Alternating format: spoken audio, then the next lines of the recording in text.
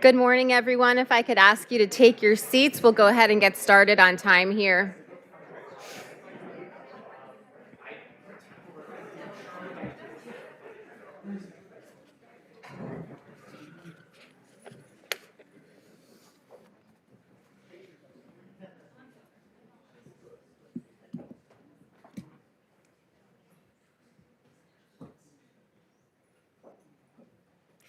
Thank you all so much for being here today. We have a fantastic event for you. Thank you for being here in the room with us, and to those who are joining us on the live stream today to talk about the ideas of measuring value in higher education, both in terms of practical constraints, what's being done today, and how we can think of them in the context of policymaking.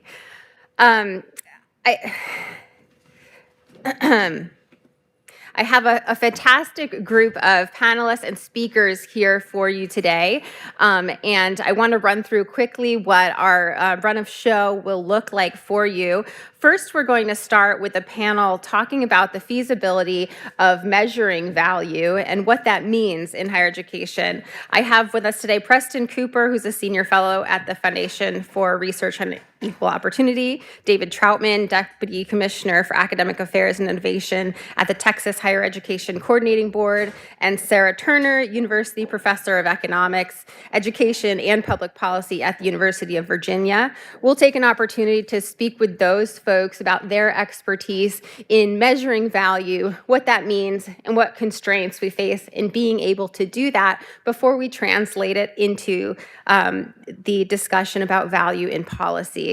Next, we'll have a working lunch. We'll take a quick break for you to step out into the hall to help yourself to a lunch that's made available by our catering team.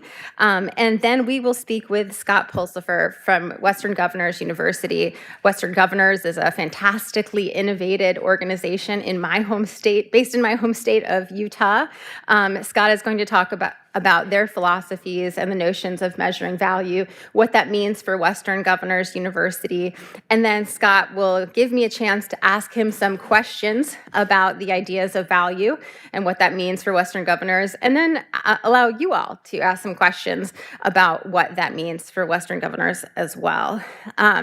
We'll take another quick break and then come back for the third and final panel, where we bring together these notions of value and measuring value for the purpose of policy. Again, fantastic panel with representatives from different portions of the policy community. We have Rajiv Jarolia, Senior Advisor at the Office of the Chief Economist at the U.S. Department of Education, Stieg Leschly, President of the Aspiring Accreditor Post-Secondary Commission, and my good friend Chance Russell, who's an economist and policy advisor with the U.S. House of Representatives. So really just a fantastic lineup of folks who've been thinking and working very deeply on the notions of value in higher education. So we invite you to be part of the conversation. So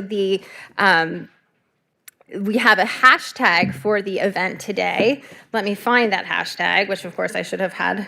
Our hashtag today is measuring value in higher ed. You can use that hashtag to have conversations amongst yourself about the things that we're talking about in this room or in the live stream, or to ask questions that can be submitted to me to ask of our panelists or of Scott for the Fireside chat session during your working lunch period.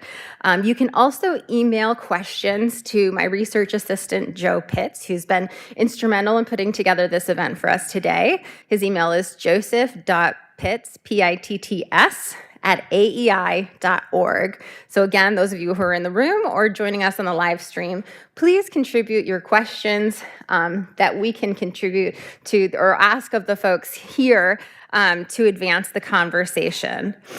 And lastly, I want to thank the Post-Secondary Commission, as I mentioned before, an aspiring accreditor in the space of higher education, for supporting the conversation financially today and for being here for part of the conversation.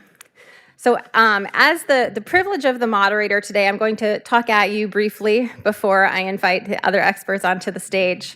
I want to tell you something about myself and my work, and it's an observation that I've made.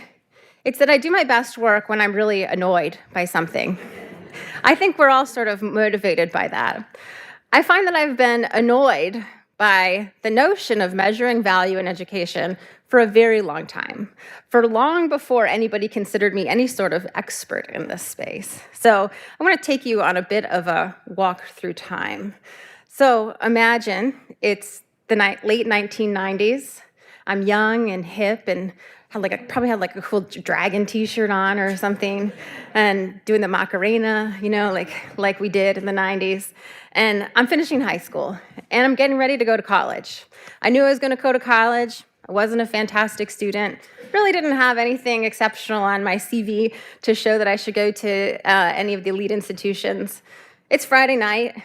I'm a cool senior high school, so we go to Barnes and Noble with my family, right? That's what else do you guys do on a Friday night with your family?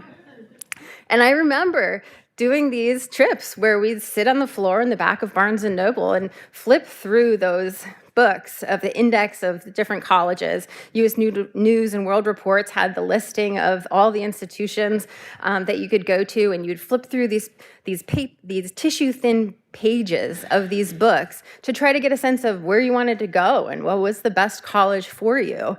And fortunately, my family had enough privilege that we were able to go visit some campuses and see what it was like. And I remember everybody shouting about this idea of fit. You're going to go to this college and find what's a great fit. So young Beth in her dragon T-shirt, already economically minded, is thinking like, yeah, that's great, but what am I getting here? What's the value that's being created by me going off to college? Now, I didn't have the words to put to those ideas yet. I didn't realize this was a systemic problem. It was just an internal frustration that I had at that time. I ended up picking a college, kind of like most people do, a shot in the dark. I kind of felt good when I went to the campus, and I got myself into an expensive liberal arts institution. I spent about a year there before I decided that it didn't feel quite right. And for me, who's someone was very economically minded, a lot of that feel was about the value, what I thought I was getting out of it versus what I was paying for it. So I ended up transferring back home to a low-cost institution, to a place where that felt right. So that was my first experience with this idea that we weren't quite measuring value in a way that felt satisfying to me. Fast forward, I'm a little bit less cool at this point. I just finished my PhD in economics, and I'm fresh on the DC policy scene. I'm working at Brookings, writing about the economics of higher education, and there was a fantastic step forward in this space. I had long been talking about the fact that people aren't able to make informed decisions about where to go, what to study, how much to pay, what to be willing to borrow. And all of a sudden, 2015, during the Obama administration, we had a gigantic step forward with the publication of the College Scorecard, a tremendous new trove of data that became available to the public to allow people who, like me, 10 years earlier, had been really just itching to know more about what it is that is created in terms of the economic value of going to college. It was the first really tangible way that people, not even to mention policymakers, but people who are out spending their own dollars on higher education can think about what does value mean and how can they spend their dollars in a way that makes sense for what they believe is important in terms of value. So, we weren't doing the Macarena anymore. I think dabbing was the dance. I will not shame myself for doing this at that time, but things had changed, and this is a tremendous step forward, a tremendous evolution in the way that we're allowed to think about college. But even at this time, I was walking around DC celebrating, isn't this great? We can pick colleges based on the value that they create, and everyone was saying, whoa, whoa, whoa, whoa, whoa. Let's slow things down here. The idea of using value as a metric for economic value as a metric for determining institution quality was still a hotly contested idea, and I'd say it still is today. But the idea that we were measuring value, we had made a huge step forward in being able to do that in terms of the data that was available. We have now invited people to think about college as an economic transaction, and that's tremendous progress. Even in my early work, I was writing most extensively about student debt. And in retrospect, when I look back about what it was that was the contribution that I was making, I was trying to inject the notion of value into that conversation. So this was, again, 10 years ago at this point. People were talking about crushing student loan balances and what it was doing to young people. There was all these baristas that New York Times was writing about who had 6 figures of student debt.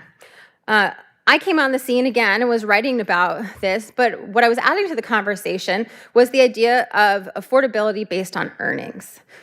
Not a huge innovation from my perspective as an economist, but turned out to be a pretty huge innovation in the way that people were thinking and talking about the issue of student debt. Just the idea that there is economic value in education and that it can be quantified and used to think about the context of affordability and value. At the same time, I was part of a working group. I think some of you in the room might have been part of this as well, where we were tasked with thinking about college affordability, what college affordability means. And the conversation was largely focused on how much college costs, which is great. I think that's an important part of the value proposition of college. But another important piece was missing, and that was the value that's created in the long run through the increased earnings opportunities that are generated by people having credentials and going into the labor market with them. So I think I was eventually kicked out of this working group for reiterating that point more times than was welcome. But again, the notion of value as being an important tool for thinking about the value in education, both for individuals making decisions and for policymakers thinking about where to spend resources. It's sort of an idea that is still objectionable to some people, though I think we're moving in a direction where it's just absolutely critical and becoming more essential part of the policy conversation. So as time went on throughout my time in DC, I've seen the idea of value come into the policy discourse in a number of different ways. So we've been talking about, well, gainful employment is really the first instance in which we've seen a very practical way in which the notion of value is embedded into policies. So 2009, we've been a long time operating in that space, but been sort of stuck there. But also talking about things like risk sharing, the idea of holding institutions accountable for the debt that their student borrowers incur. In order to do that, we need to measure value in some way. We need to know what it is that the institution is producing for their graduates in order to hold them accountable. Other forms of accountability. We had new legislation from the Senate that looked at constraining, new legislation proposed just this year that talks about constraining eligibility for federal student aid based on some threshold level of income for graduates.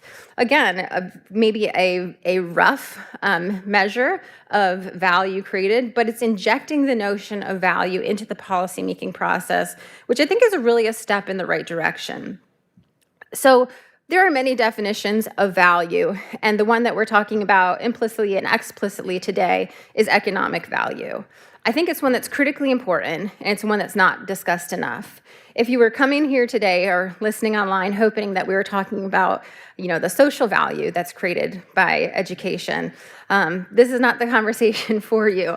I absolutely believe that education creates value beyond strictly the economic returns to the students that participate in their education. But that's a conversation that we have just about every other day in DC, and there's probably one tomorrow if you're looking for that. But I think what's unique is that today we're going to take the opportunity to talk really explicitly about this one dimension of value, and that's the economic value that can be created by institutions, by programs of study, for individuals, and for our broader economy. Surveys tell us that over 90% of students say that the reason that they go to college is to make more money. And our policy regime should respond to that. The fact that this is why people are willing to spend their individual resources means that our policymakers should take responsibility for ensuring that our system is offering value in the way that those students are demanding. I'll stop there and make sure to inject lots of my other thoughts throughout the morning and early afternoon here today. But I just want to reiterate again my thanks to those of you for being here.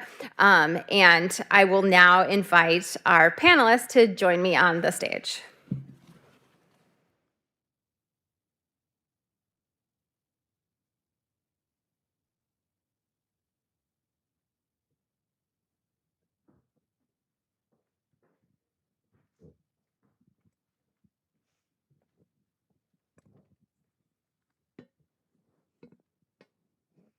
Thank you.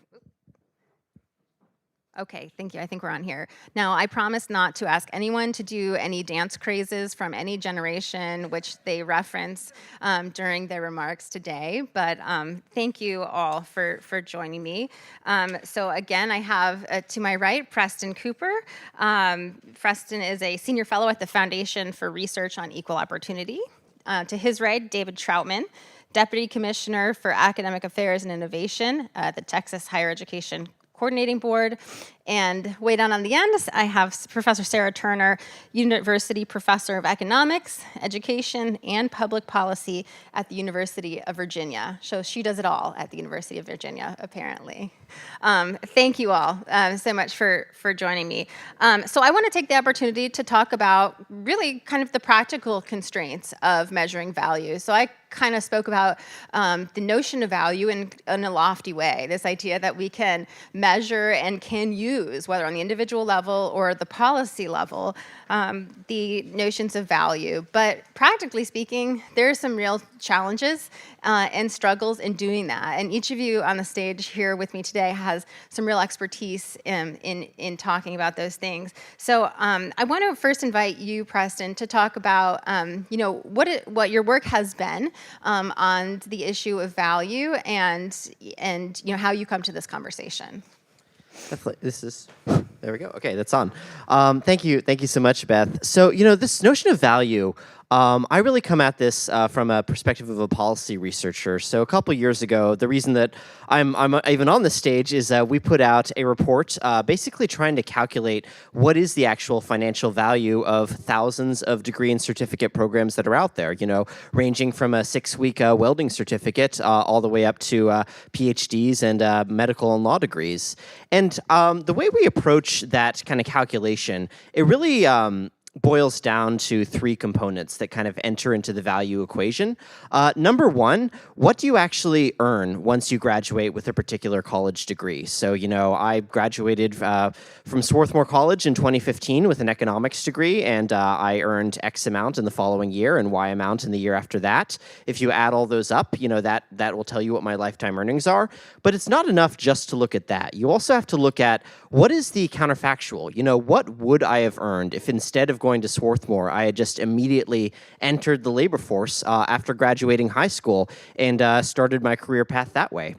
You have to look at actually what is that differential between, what are you actually earning with the college degree and what would you have earned if you had not gotten the degree at all. And that's not always, a straightforward comparison because people who make the decision to go to college are fundamentally different from people who make the decision to enter the labor force immediately after high school. They're probably different in terms of family background, family wealth and income.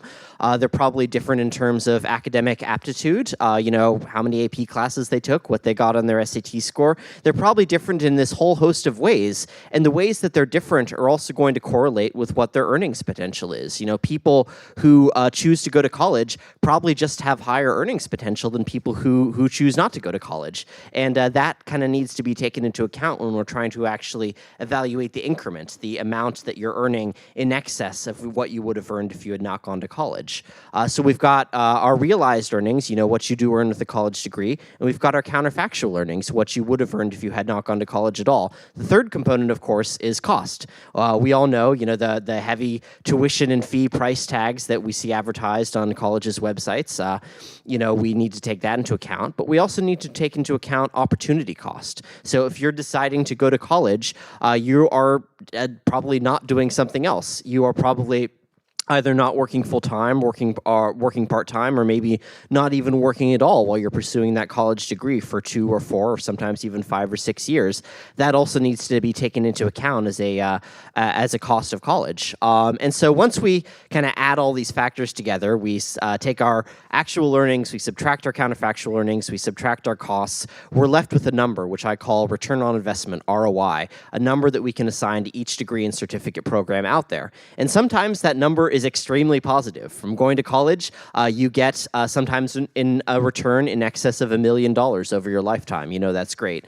But sometimes that number is a lot smaller than you might be hoping, and sometimes that number is even negative, which means that the decision to go to college has actually left you in a worse financial position than you would have been if you hadn't gone to college at all. And it turns out that people who are in that worse financial position, those are the folks who often end up having trouble paying their student loans, and those are the folks who often will say that, maybe my decision to go to college was not worth it after all. I can stop there. That's kind of an overview of our research, but I'll turn it back to Beth. What Preston forgot to say is that what he'd really like to do is run an experiment and randomize people into going to college and not, but he can't get approval for that experiment as a researcher. So What I'd really like is to peer into parallel universes, actually. yes, I forgot the parallel universe research model. That's right. Thank you, Preston. Now, David, you're a researcher as well, but you work in a more practical, applied fashion. And so while Preston is writing papers, you are working with institutions and making some things happen. Can you tell us about that? Absolutely, absolutely. So I have a privilege to work with the 2-year and 4-year institutions of the state of Texas that are public. And if you know anything about me, I'm very passionate about data. I'm passionate because I have to tell the story. If I see a graphic, I have to make sure that people are aware of what's happening with those data. And so I think the overarching theme of my entire career is if there's a will, there's a way. I think that people might throw roadblocks up and say this is challenging, we can't connect the data. You can if there's a will, right? And so I've made it a very passionate part of my life. It's become my life, really, is figuring out how we connect data to tell the story that potentially a credential of value is not a credential of value is not a credential of value. We've known for decades that women and people of color and women of color are making less than white and Asian men. And so how can we create an infrastructure of data to tell that story and help relieve the pressure points that exist to make sure that all students in the state of Texas and across this country are receiving a credential of value, no matter what type of degree they're receiving. And so I think the key here is just making sure we are accountable with our actions and make sure that it's transparent. And so every step of the way of my career, I think about, I first started looking at when I was at University of Texas System, we were connecting data to really understand debt to income ratios. It started there. Like, how can I gain access to earnings so I can look at the relationship between how much the ratio of monthly payments to their student loan versus how much they're actually earning.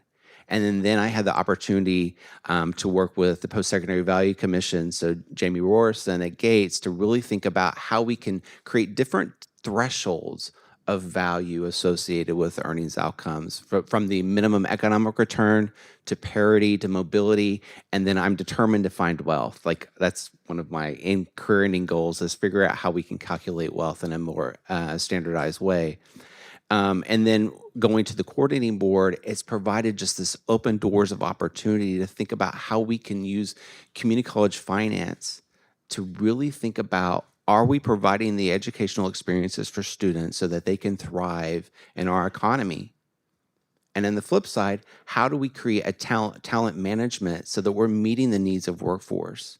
Right? We can't just have this status quo of how we're providing this educational experience. You're kissing your kid goodbye. That doesn't happen now.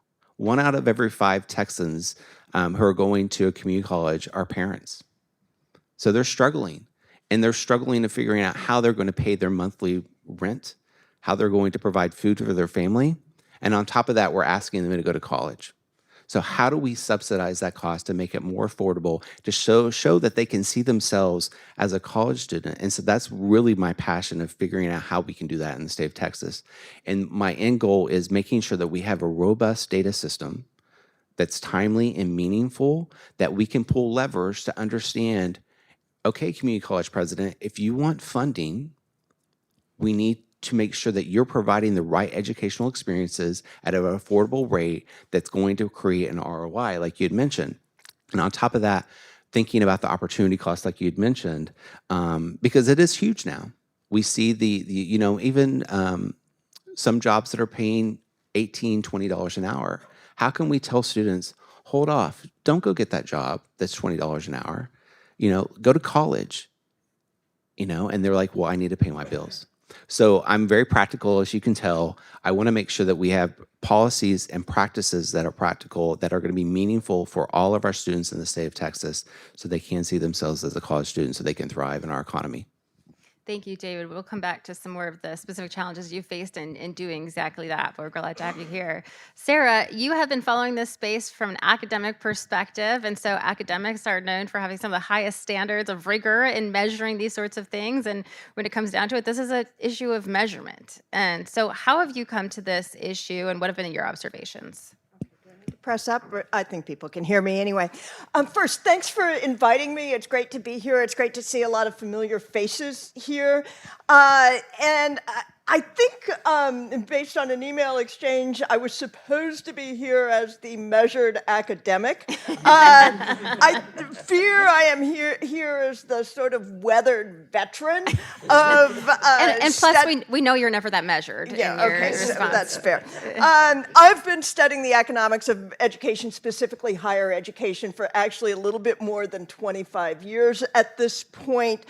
Much of my work focuses on the front end about how students make choices about where to attend. We think that value is central to that proposition. And then also, how do resources offered and the different institutional experiences impact what students take away that would be the realized value of post-secondary education. And I've thought about this for, I think, a number of populations. So really high-achieving students, but I think the question is even more salient for adult students, as David mentioned, students from a range of backgrounds. I want to make sure I start with the positive here, because by the time we get to policy, it may not be so positive. We have come an incredibly long way. Beth was in the bookstore. I was finishing my PhD since the late 90s in where we are in measurement. Remember, when I got out of graduate school, we had yet to release the first completion rate measures in IPEDS. Now, we can spend a whole session arguing about those completion rate measures, but we didn't have completion rates until the 2002 IPEDS, I believe. So those were kicked off in 96. We've then seen a host of really important transformations since that point. We've got state longitudinal data systems. I believe there are 47 of them walking around. They feed into knowledge of what can be created at a federal level. We had the college scorecard, came out of a sort of an aggressive statement by President Obama in 2010, and our friend Jordan Matsudaira was here. I think that was just a ton of hard work that came out in 2015. And we now have sort of new data instruments in what I'll call GE2, and there's another acronym, something TVF or something. Anyway, I want to emphasize that first, we've come a long way, and this has required an enormous, it's been facilitated by changes in technology, but incredible individual effort.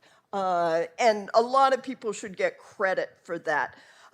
Second, I'm thrilled to see value as the new vocabulary word in this space. I've sort of seen the evolution from the access agenda, so who touches college, to the affordability agenda and accountability. And now, as we think seriously about this, we've got to think about value.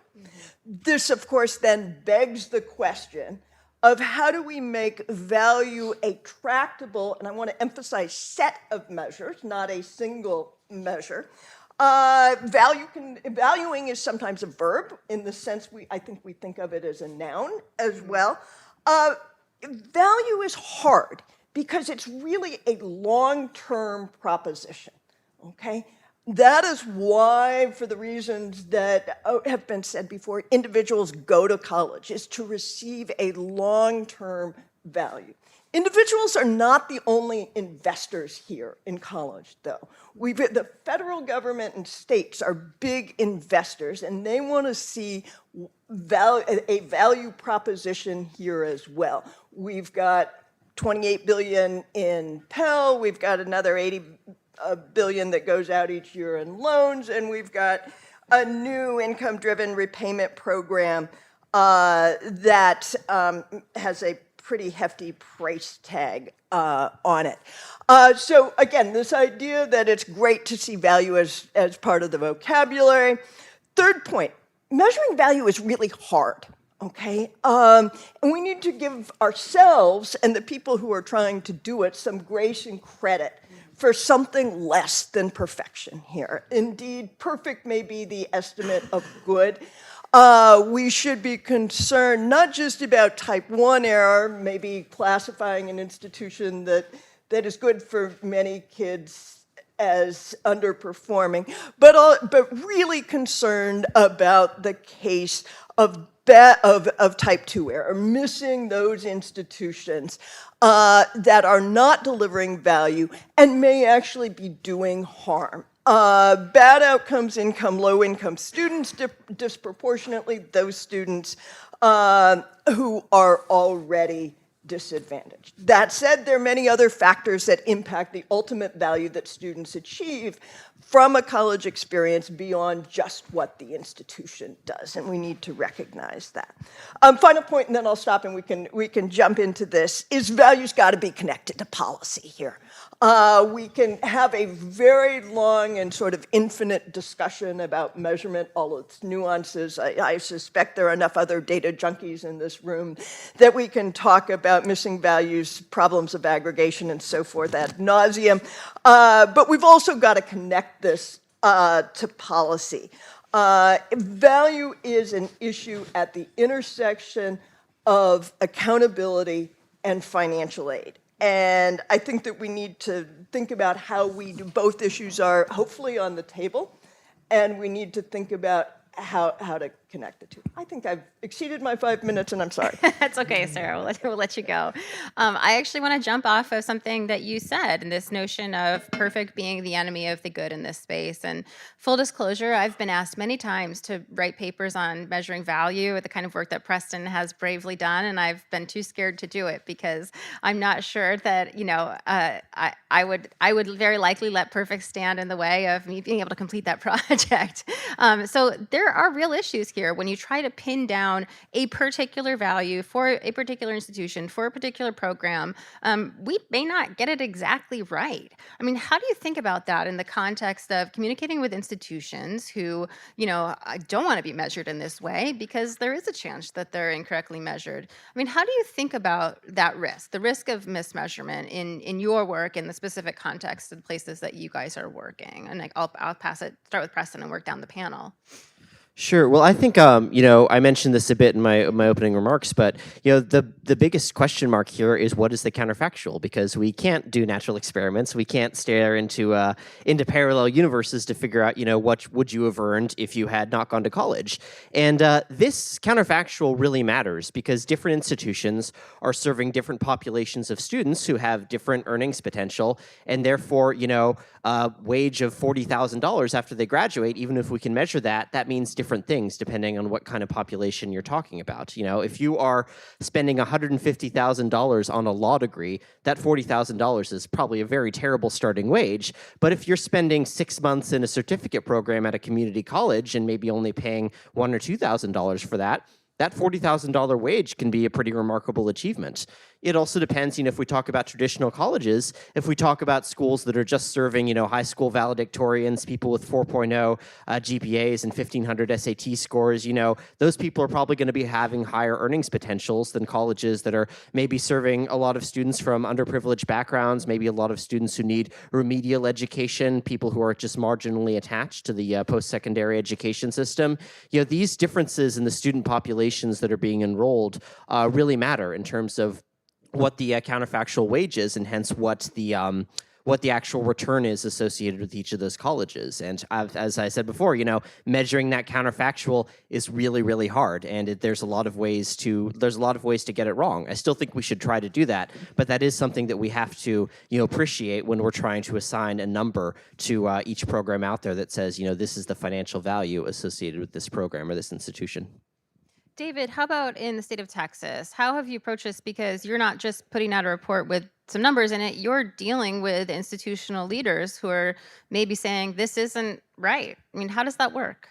I think one thing that I've tried to do over the years with working with institutions is to establish trust. To create or not to create an I gotcha moment. Making sure that they know one of my core values is transparency. And then, for the state of Texas, we want to be transparent with any of our data that we collect. If we collect it, we should share it, right? And so I think the challenge I face in Texas, interacting with both 2 year and 4 years of over 100 institutions, there's this continuum or this data maturity component to each institution. Some are still in their infancy, and some are very data mature. When it comes to data, I'm not concerned about our flagships of UT Austin and Texas A&M. I'm more concerned about the institutions where there's a half FTE to collect data at their campus. That's a problem. And so how can we provide them resources? How can we bring them along the way so that they can feel like they're a part of the journey and not just sort of this jack in the box, here's the information, what do I do with it? And I think what we've tried to pride ourselves on is figuring out how we can create actionable information that can help change policy and practice going forward. And what we've done, and Commissioner Keller is amazing at this, is building bridges where we can speak to elected officials. We can speak. When we reflect on the legislative session this year in Texas, almost $6 billion of funding was received in higher education in Texas. $6 billion, a B. 1.2 billion of that was through community college finance, and figuring out how we flip the switch and say, we're not going to provide you funding just on the seat time of you sitting in a classroom. We're going to provide you funding, 95% of that funding, on whether or not students are receiving a credential of value. And so we've been able to create this line of communication with our 50 community college districts where we can engage with them and figure out the levers of what we're trying to achieve. Should we be providing more funding for high demand areas? Absolutely. Should we be providing them more funding when it comes to educating adults 25 or older? Absolutely. Should we be providing additional funding for helping students who are at risk or are at low income? Yes. So that's what we're doing in Texas, is really trying to build those bridges and relationships so that they have the data that they need so that we can help them rethink how we're providing higher education in Texas. Mm-hmm. Great. And Sarah, I like something that you said previously, which was this idea that value is not a noun, it's a set of measures. I sort of wish I had asked you for advice when I was being prodded to do work on this in earlier years. That might have gotten me over the hump. But can you talk about that in this context? Sure. So first off, value has several audiences, right? There's the value that a student needs to project ex ante. So that is when you're making choices. What's a student like me going to do what are the typical experiences in a nursing program or a welding program? So being able to I think it was mentioned earlier, look at this predictive value for a student is really important. Second, a government wants to know really how the portfolio of students do. That is, how do all of the students that are funded do? And the third piece that was mentioned is the institution itself needs to be looking at the data. Now, to multiple measures, we can think about some of these measures are going to be short term, right? Do students finish degrees or credentials that we know to have value, that is high earnings in the labor market? We can then measure increasingly the earnings of those students, their attachment to the labor force, the extent to which they are on public assistance or not on public assistance. So there are a whole I guess, range of measures to use. I want to add in some other measures. Are they working in a field of high need? So are they, if we've educated teachers, are they serving their communities as teachers or nurses? So again, it's not just one measure, nor is it one audience here. Yeah, I think that's a great point. Beth, can I add something? Yeah, please. I think when thinking about measures, absolutely. I think as a country, we need to be committed to disaggregating all our measures by race, ethnicity, gender, and income, because we'll see those stark differences that exist so that we can be very transparent with what we're trying to achieve with these multiple measures. But I love that component of sort of thinking about value as a nucleus, but then having these other stars that provide sort of the full story of what's happening to our students.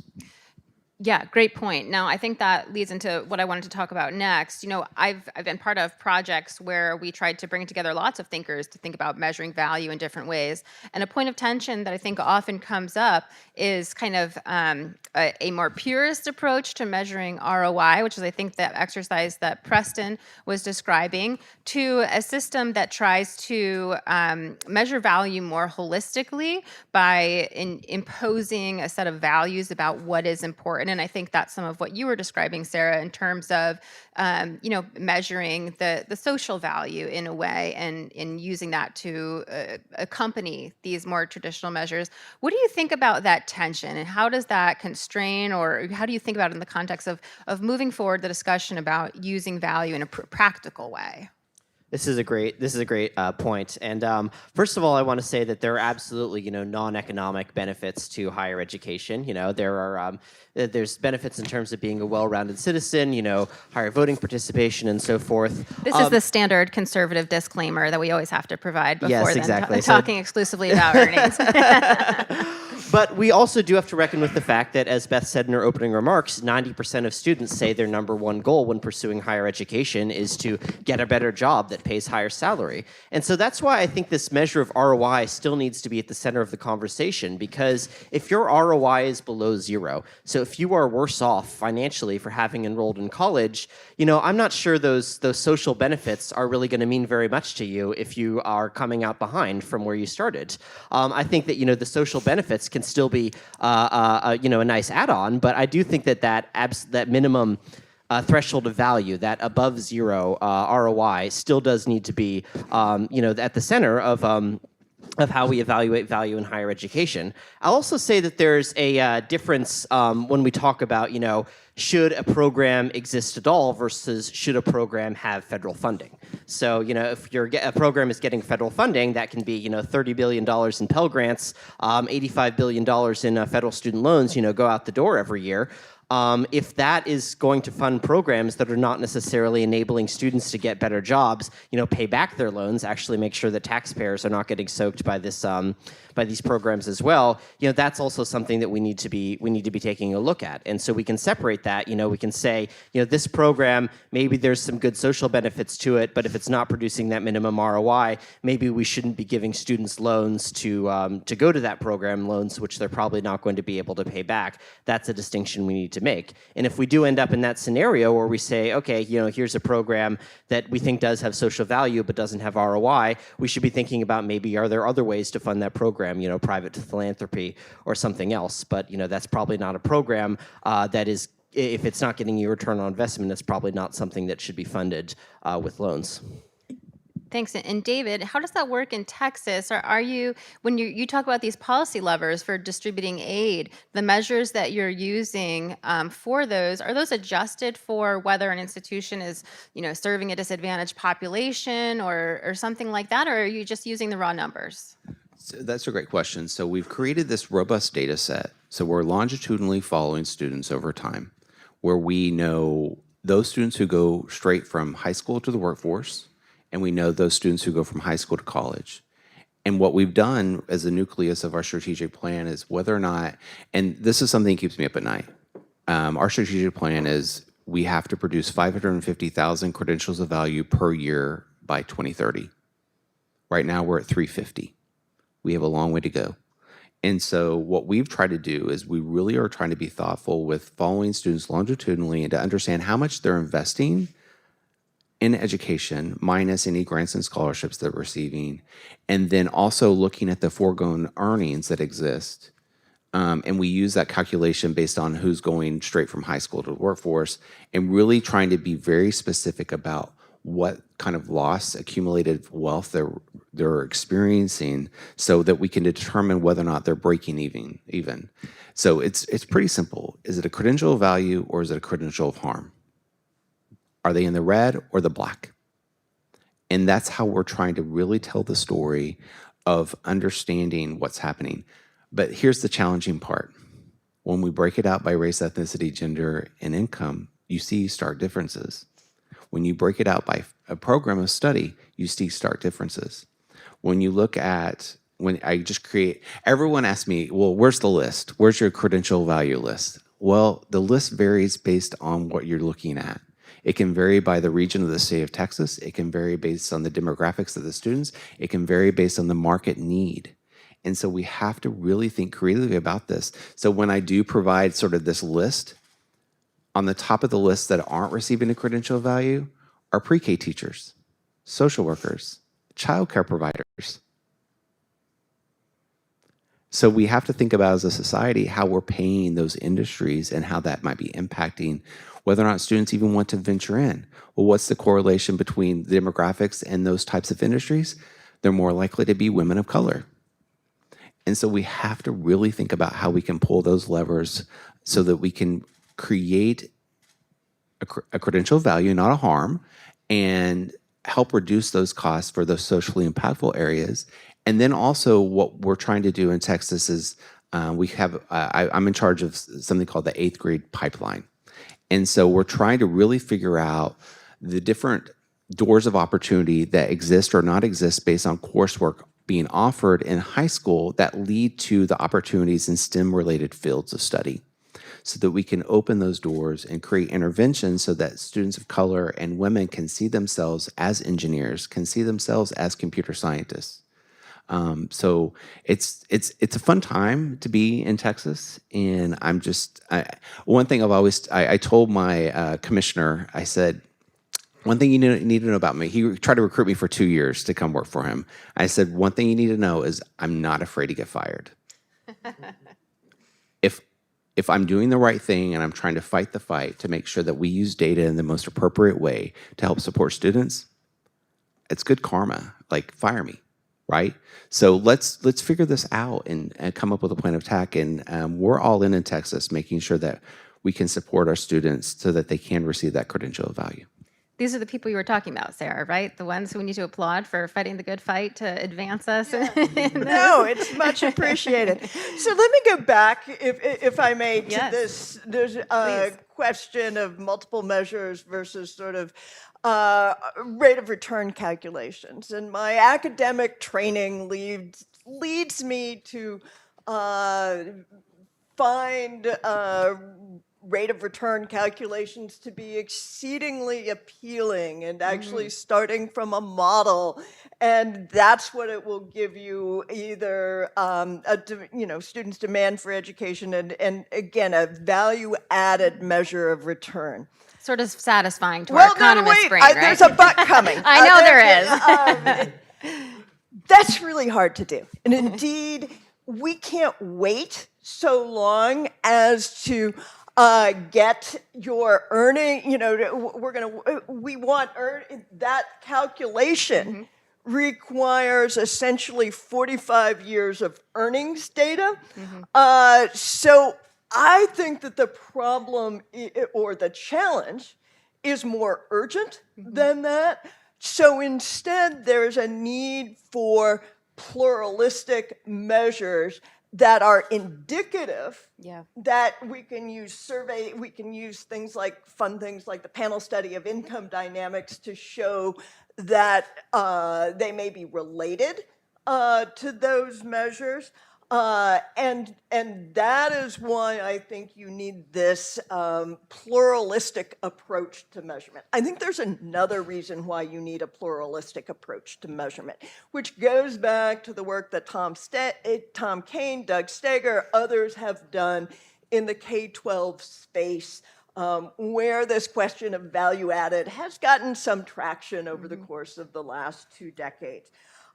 We're concerned, and this was something that came up in the discussion maybe a decade ago about completion rates, that if we focus on just one measure, that makes it, I won't say it's easy, but more likely that institutions may game that one measure, either through who they let in or how they award degrees. It's much more difficult to engage in that kind of strategic behavior if you're looking at a range of measures. Yeah. So I think that there's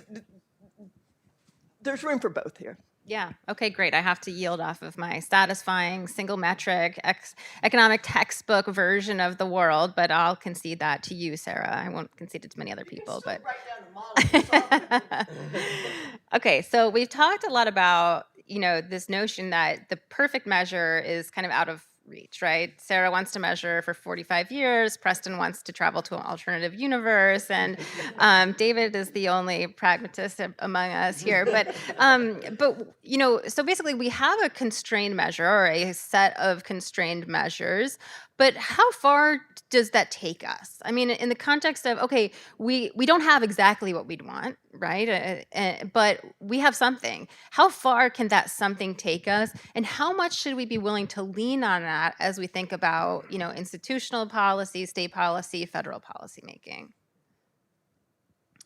Well, I think that, the measures that we'd actually want to use in terms of, accountability for colleges and universities at the federal and state levels are probably somewhat less complex than the fancy models we've been talking about, up here on the stage. But I do think that we can use other data sources. Sarah mentioned the panel study of income dynamics. We can use those other data sources to help us evaluate what more simple, easy to calculate on an ongoing basis type metrics, which of those metrics might be most relevant in terms of predicting, future value, future return on investment for students, for institutions, and for programs. So I think that, that's where this, the kind of academic and policy research can really be most useful, not necessarily as a way to directly evaluate institutions, but as a way to evaluate other metrics such as, earnings 3 years after graduation or debt to earnings ratios as they proposed in gainful employment, or pick another metric, pick some other metric that you think will be effective. It can help us evaluate those other ways of holding institutions accountable. And so, David, in Texas, there must have been a belief that we had enough with the data that we do have to move forward. Absolutely. So I think I have a high competency for our tolerance for ambiguity. Right. I think that we have to think about, my mindset is sort of the 80-20 rule. If I can get 80% right, I'll worry about the 20% later. Because I think sometimes, because I came from an IR, institutional research background, people they become frozen when there's a little bit of error. And I think we have to get comfortable with the error, especially with earnings outcomes. It's so complicated. Because one, we have to be, I'm very careful about thinking about holding institutions accountable, but then we also have to think about corporations and holding them accountable for how much they're paying for the employees, right?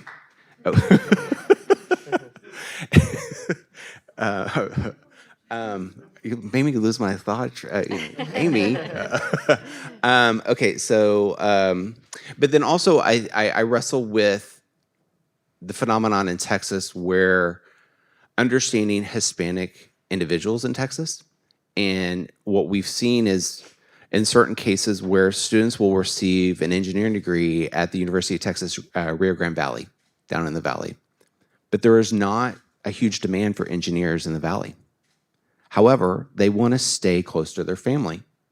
So they're choosing to be underemployed versus going and moving to Dallas or Houston or elsewhere? How do we wrestle with that? How do we understand and tell that story of what's happening to students? It's complicated, but I think once again, it's that trust issue. The data are the data. And then, but one thing that we are wrestling with right now is, when does experience overtake a degree when it comes to earnings outcomes? I don't know yet, right? We're still sorting that out. What happens when students go on to receive these micro credentials now that the new MOOC, and all of these other experiences, and really understanding what I try to describe a student as is sort of their educational experiences as their fingerprint. You know, my undergrad and my master's and PhD are in psychology, right?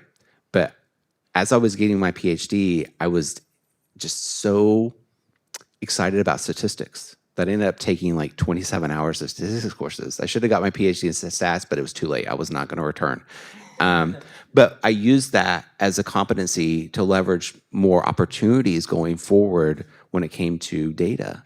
And so you would never know that by just looking at my Vita. So I think that we have to think more dynamically and be more comfortable with the gray and stop thinking black and white all the time. Building on this, I think I still remember the question. So, no. My attention span is limited. I think that the living How much can we ask of the data, Sarah? how much? So I think that there is ambiguity, some error in the data. Three quick points. One, there is a minimum standard of sort of competency. Even the most libertarian sort of thinkers out there, Milton Friedman, argued for public health. Public health needs are such that you might want some health standards in restaurants. So what does that mean for colleges and universities? It means that egregious poor performance should get ruled out. So if your default rate is greater than your graduation rate, yes, there are institutions, it's in a volume someplace here, that don't meet that standard. That is, there is a standard of public accountability that needs to hold and needs to be put in place. Yeah. Beyond that, for policymakers, we are too quick to think in this 0-1 world. Yeah. And I think about this particularly as we look at the new financial aid innovations, which have a lot of, frankly, which are about have moved funding of higher education into the student loan space. Mm-hmm. There is simply no underwriting in how that aid is dispersed. So one way to tie value to financial aid policy to achieve both greater government accountability to the public purse is to limit access to student loan funds in relation to expected earnings. I think that is something that should be considered. It's not a 0-1 case, but if you look at the GE regs, the minimum standard there is probably not high enough in the sense that it leaves students essentially getting debt canceled, or a lot of debt canceled at the median, which is not, I think, what policymakers have in mind.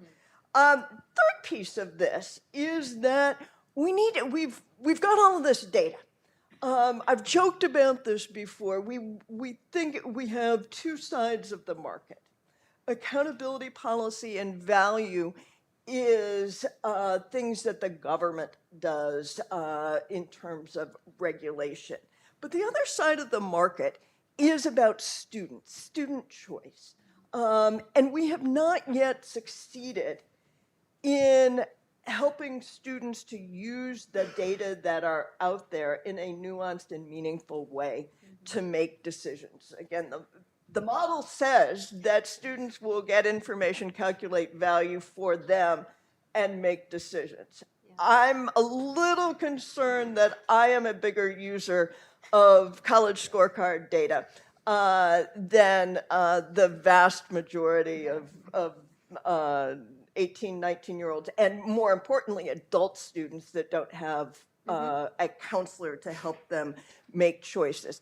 And sort of finally on that point, is that realized value, what students get out of a college experience, is not just about the institutions. It's also about what students put in and the supports that they receive in that process. So your mileage will vary. Some of that you can control, some of that you can't control. Well, can I Yeah, add to please, that? The student choice is such an important conversation to have. So I was at University of Texas System for 15 years, and I created something called CQT, which is the earnings outcomes and data debt to income ratio information. I spent every semester going to campuses and trying to communicate with students and trying to get this out in K through 12. There's a lot of noise out there. We also have to recognize that they're 18 and 19 years old. Are they ready to receive that information? I feel like we throw everything in orientation and it's just a wash. How do we create more literacy so that individuals can make the best decisions and make that? I feel like, I have two daughters. One's a senior in college, one's a sophomore in college. I typically have to say things like 10 times before it's actually heard. How do we take that same mindset to really be a broken record? I feel like we don't do our due diligence when it comes to financial literacy. We say, okay, fill out the FAFSA. Yes, you've jumped through that hoop. And then, oh, here's subsidized and unsubsidized. Well, I'll just take it all. They don't even really understand the difference between the two. And how do we help them along the way to understand what you're taking out is compounded interest on certain situations? And then on your pathway going forward, oh, you're at $50,000 right now. Your expected first year earnings outcomes will be $45,000. So you're already in the hole. So how do we have to do better? We can't just say, oh, we've checked that box. Now they have access to loans. There needs to be interventions every step of the way so that we're not finding these students, which we are finding. And we haven't even talked about, we're talking about undergrad. We haven't talked about master's and PhD debt levels that are crazy. And anyway, I'll stop there. I get worked up. I apologize. That's right. Value at both at the undergraduate level and the graduate level, sort of beyond the scope of even the conversation today, but obviously a very pressing issue. So a lot of the obstacles to measurement, are insurmountable because they're a theoretical challenge, but some of them are potentially surmountable through policy. And I'm specifically speaking about some data limitations that exist today. And I wondered if any of the panelists, I won't make you go down the line now, have thoughts on what we should be doing in terms of public data availability to make this exercise of valuing institutions possible, either for public consumption or for the purpose of policymaking. Well, the amount of data that's available and out there has just exploded in the last 8 years or so. I mean, Beth, you mentioned the college scorecard first came on the scene in 2015, which was great. 2019, fast forward 4 years, they released the college scorecard by program. So you can look at, if you want to look up UNC, you can look up the political science program versus, the economics program versus the master's degree in theater or whatever. You can look at it for each of these individual programs. And that turns out to be where a lot of the variation in outcomes actually takes place. Different fields of study, different types of degrees within the same institution. And, ever since then, the amount of data available to us has only gotten greater. I think there's still more work to be done, but I think as you said, the challenge right now is not necessarily putting more data out there, but making sure it gets into the hands of the people who can do something with it. And I just want to highlight the importance of, we've talked about students, we've talked about policymakers, but there are other stakeholders that can be engaged here. So I'll give you an example of the first gainful employment rule under Obama. When that came out in 2017, they had a big spreadsheet of all the programs that were subject to gainful employment and which ones of them, which programs were going to fail the rule and which ones were going to pass. And no program was actually subject to sanctions at that point. No program was losing aid eligibility because the rule hadn't fully taken effect. But that information was out there. The Trump administration then reversed gainful employment, so nobody faced any punishments. But here's what happened. 300 of those failing programs in the gainful employment data set closed down anyways, even though their access to federal financial aid wasn't actually threatened. And what happened is that a lot of journalists picked up on this data set, particularly the New York Times. They did a program about a failing, master's certificate in theater at Harvard. External stakeholders picked up on this list of programs that were not providing financial value, and they shamed them. And a lot of institutions said, hey, this program doesn't seem like it's actually worthwhile, or hey, we're getting a lot of bad press for this program. Let's close it down so more students are not going to be harmed by this program.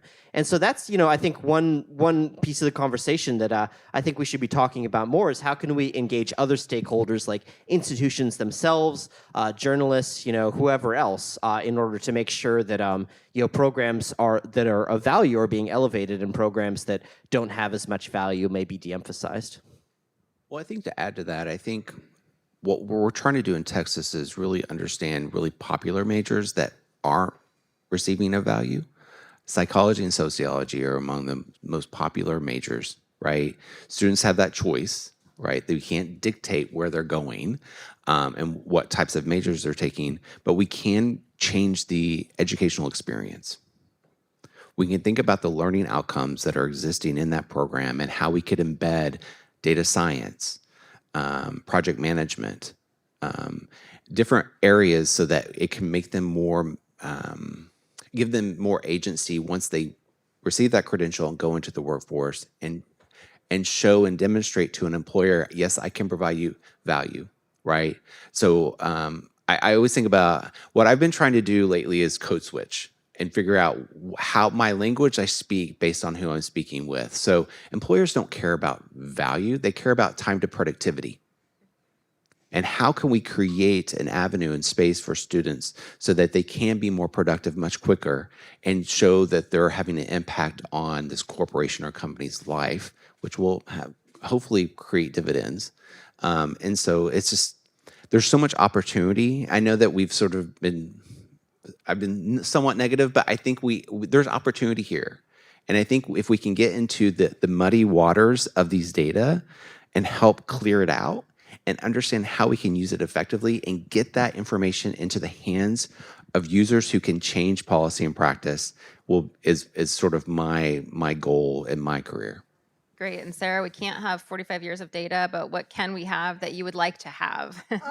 So I'm just going to come back to a sort of challenging measurement question or issue, which is when you actually open up the college scorecard file, a real problem, a real challenge. There are people who've thought about it. I don't know if Kristen Blogg is here, but is missing data. That is data suppression because cell sizes are too small. This is particularly important for the certificate programs, many of the institutions that are covered by GE. It is also hits at the graduate level. So we need to come up with practical strategies for helping individuals, but also policymakers provide information when data don't meet the basic disclosure standards. Not everybody gets to major in economics or sociology. Indeed, we want them to choose other fields.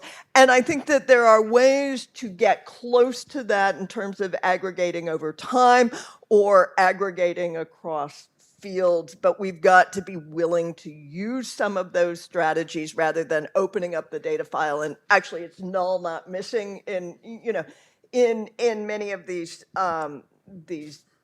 areas. And I think that I agree completely with the need to do demographic subgroups.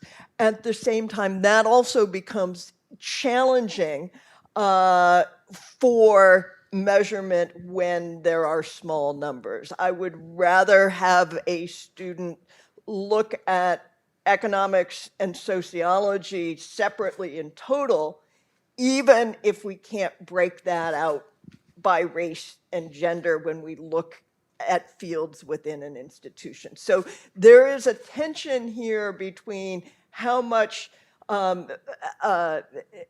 we do need to disclose information, and we can't end up with a data product that is really only covering half of the degrees or half of the credentials. Can I add something real quick? I think also we have to think about the completion bias that we have with looking at earnings outcomes. We're not looking at the non-completers. And we have to, I think of Yelp reviews.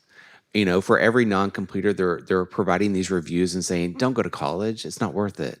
You know, I have loan debt, I defaulted, my credit rating's I have 0, right? And how do we create metrics to understand those that don't complete a degree, that have loan debt, Yeah.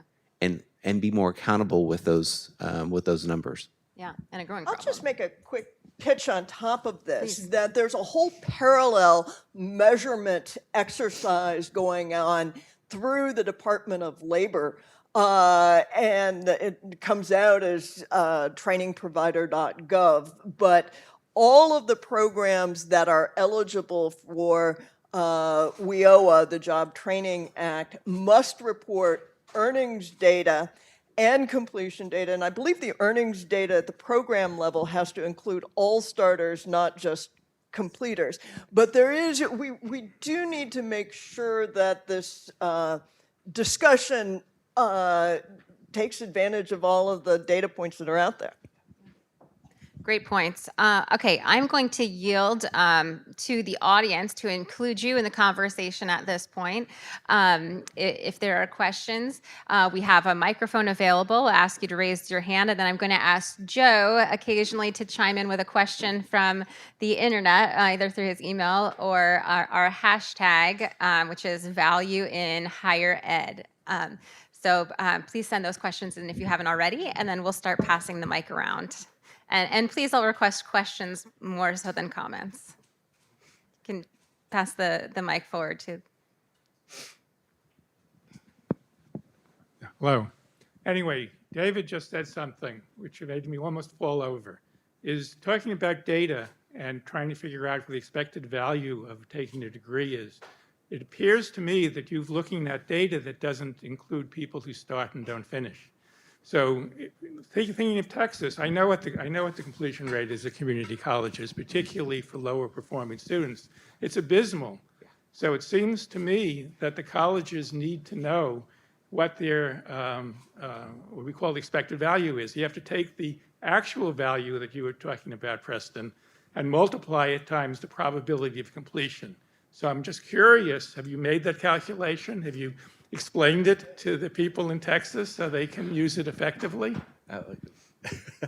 We have. So December 1st, we're releasing, we're calling them the private dashboards, where I have, it's FERPA compliant information that will be given to each institution so they can drill deeper to understand actual versus ideal. So when community college finance, we're wrestling with this concept of understanding. So the average time to degree for an associate's degree in Texas right now is 6 years. That's a lot of foregone earnings. That's a lot of investment. But they've always proposed to us, so I have the privilege in my division to approve or not approve programs, right? So they propose an associate's degree takes 2 years, right?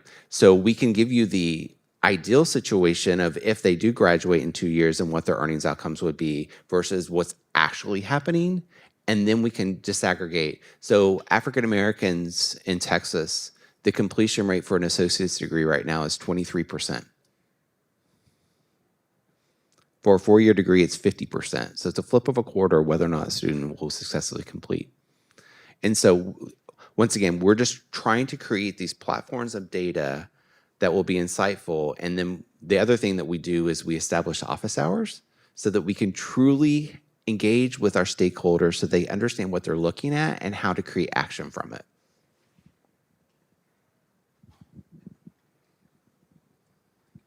And feel free to introduce yourself if you'd Oh, like. yeah, sorry. I'm Greg Schuckman with the California State University System.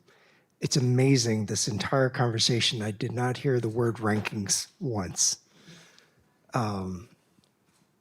which credit to all of you, since this is obviously where a lot of this conversation leads to for students.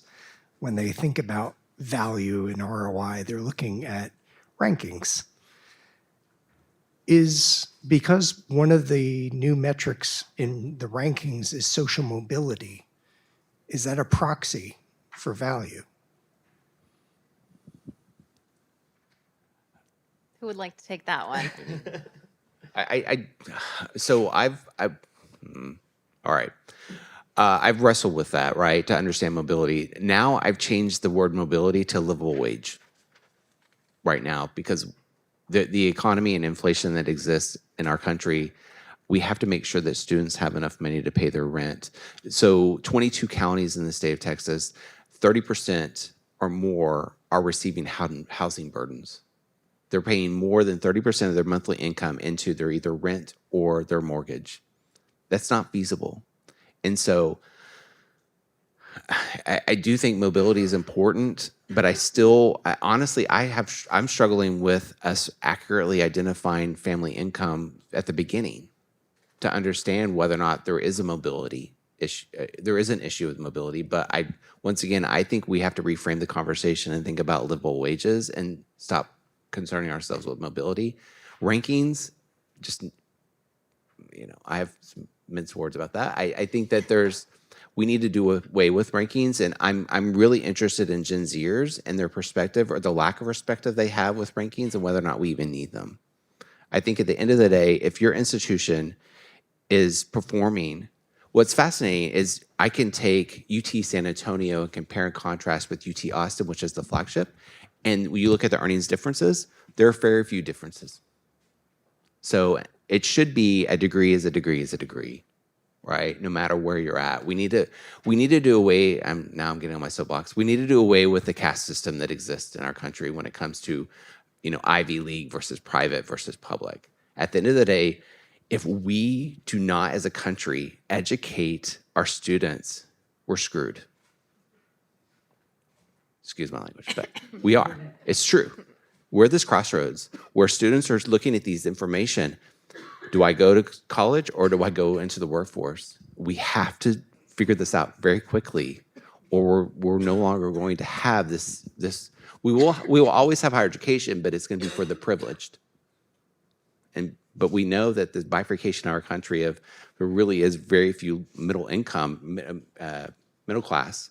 So we have to meet students where they're at to encourage them to come to college.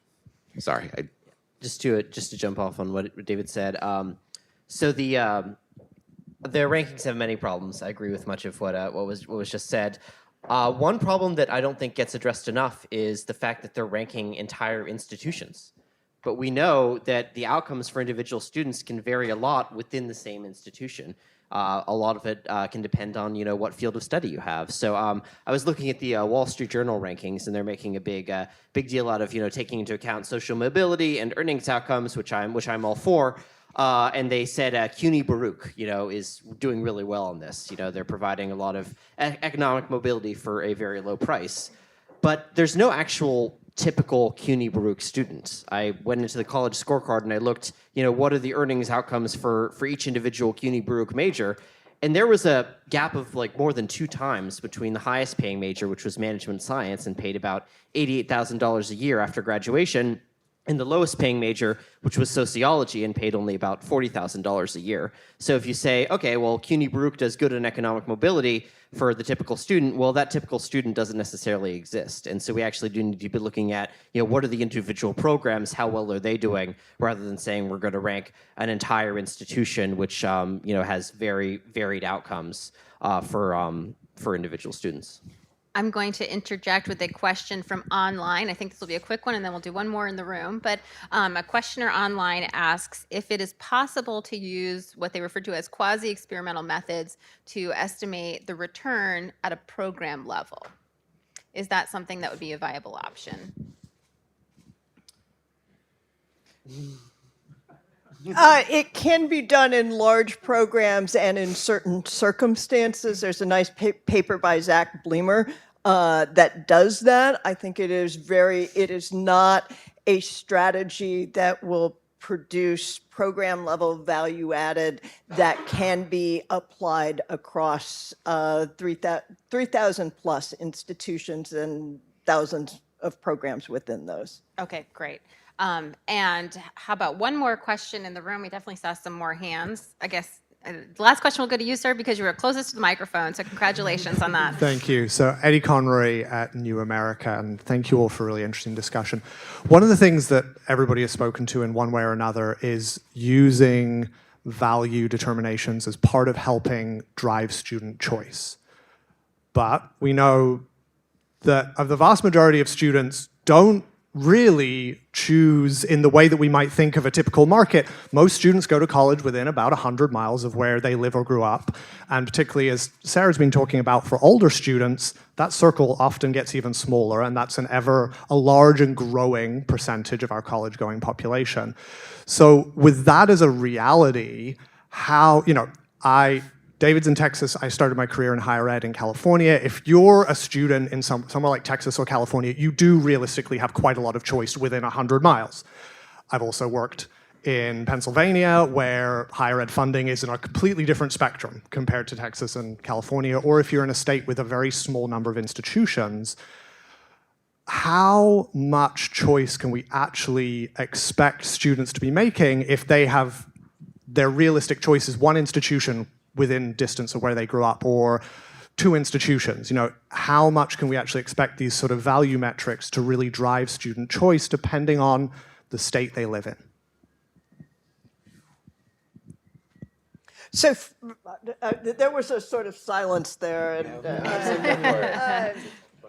So I think that you are absolutely correct to point out what you might think of as different densities across markets. It is still a choice and an investment decision for the individual. And going to an institution that delivers negative value just because it is proximate does not seem to me to be a winning proposition for individuals or likely the public stakeholders that are sending money through Pell Grants, student loan support, and so forth. So that's one answer. I think the other sort of piece to note is that we live in a very different world than we did a decade ago, even in terms of the online options for degree and credential receipt, and a world in which there are non-Title IV institutions offering programs. So I think that for those students who are potentially choosing an online institution, this notion of measuring value is even more important than the institution nearby where you may have friends or family who went, and so you're able to at least get a heuristic sense of return. Well, and I think for the state of Texas, while we do have opportunities, 85% of the population live in the triangle of Dallas to San Antonio to Houston, right? And so we have very rural areas. So what we're trying to do is we've established a website called My Texas Future. And in that website, we have a portal of experiences that are three different.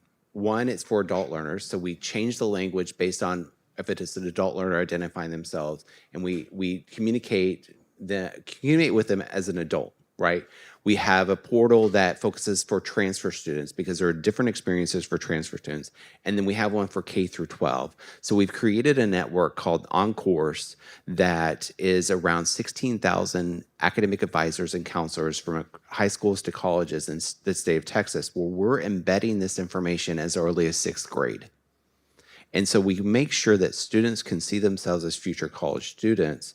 and then creating. We've also created a collaboration center where we're creating shared course resources across institutions so that students can have the opportunity, if they live in a rural area, to maybe take a course that's offered virtually at UTEP, but they live in Tyler, Texas, which is the complete opposite end of the earth.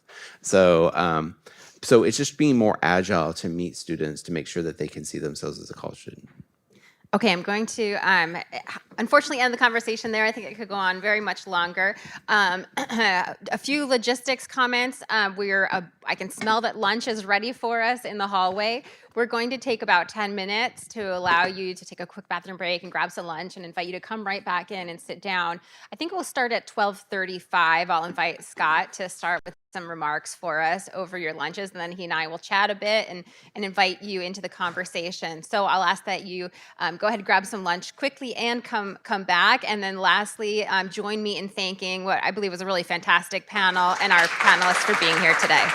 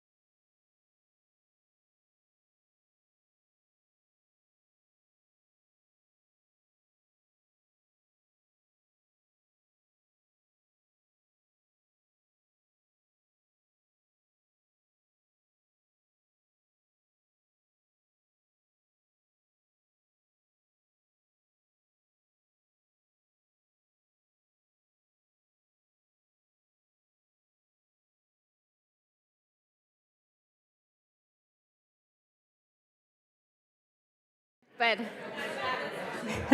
can everybody hear me? And just choosing to ignore me? Okay, some folks can hear me. I'm not going to sing, Goldie, but thank you for the suggestion. Okay, folks, thanks for sort of rushing through that line there. I guess we could have provided a bit more time for us to feed and use the restroom, but thanks for complying with our schedule. Just a bit of delay. So I'm very happy to welcome our next guest, Scott Pulsifer, fellow Utahn who came in with me for this event. Scott serves as the president of Western Governors University, which is the nation's first and largest competency-based university. What I love about Western Governors and why I'm thrilled that they're here today is because they care deeply about value and have let go of the ambition of trying to look like everyone else.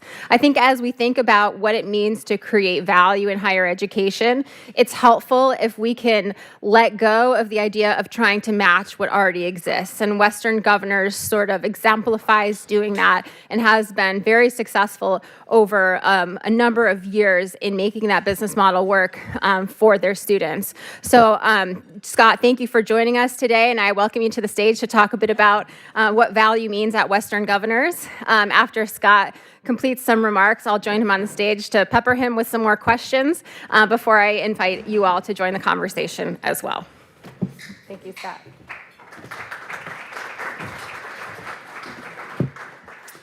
Thank you, Beth, for that. And it's a pleasure truly to be here. Those of you who know me, my cumulative years of experience in higher ed now amount to 7.5 years. That's how long I've been at WGU. So I still like to claim, like Phil Hartman, that I'm the unfrozen caveman lawyer in higher ed, that your world confuses and frightens me.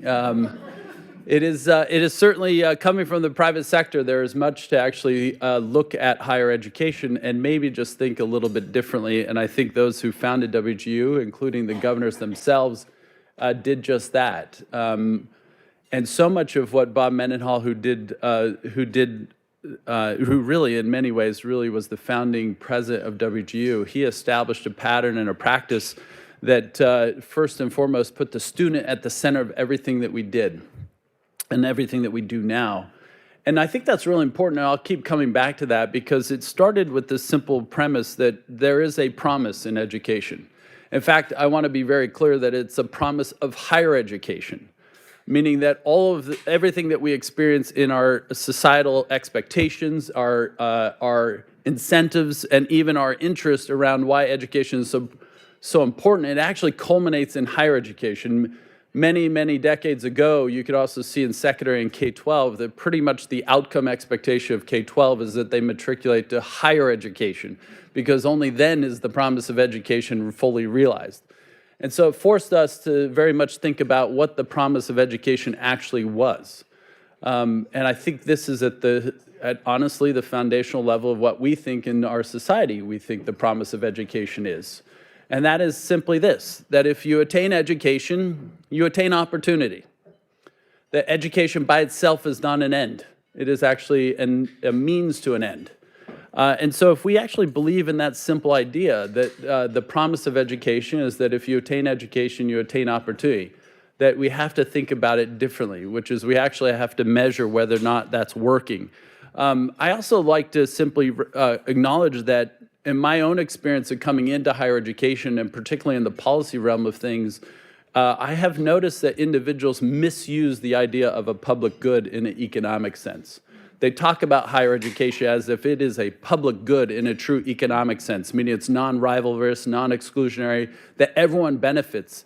There's certainly no doubt that there's societal positive externalities of education, but for that to occur, all of the value has to start by accruing to the individual and that individual's family, and therefore the family's contribution to their community and then the community as a whole. It doesn't operate the same way true public goods do, like public parks or like public defense. And yet we talk about it as if somehow we shouldn't have an expectation around education and all the societal investment in it actually has a measurable return. And that is the part that I think we thought differently at WGU.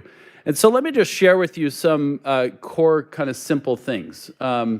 that we use as a premise. And you'll see this just setting up that first and foremost, at WGU, we're really, really transparent about what our mission and purpose is. I think that if you want to keep the students at the center of everything you do, you have to think about fundamentally, are you delivering value for them? Well, this meant, how do we really define our mission and purpose? How did we really clearly define who our customer was? How did we really clearly define the measures of our value proposition?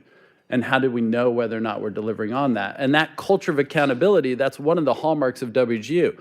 If we are student obsessed, we are also obsessed about driving innovation and reinventing things, and we're also obsessed about ensuring accountability for whether or not those innovations are actually working. And that you might think is different and unique, but to be fair, we'll talk about this a little bit later, which is it's not like we've created an environment of accountability in higher education. And I think that's what we're trying to emphasize here. So let me just give you a sense further as to what this looks like at WGU. This actually is our stated mission. It was revised in the year 2020. Prior to this, we had a very lengthy mission statement that included a lot of how we were going to do what we do. But in fact, what we got down to is that the promise of education has to be a path to opportunity, and that's fundamentally what we say that we do. We change lives for the better by creating pathways to opportunity. That mission statement means that we look at the students as a primary beneficiary. I just want to call out one thing that's uniquely different in how we think, that was different than what I heard even from our panel participants here and the other colleagues of mine that will contribute to our dialogue today, which is we have to think very differently about who the individual actually is that's consuming higher education.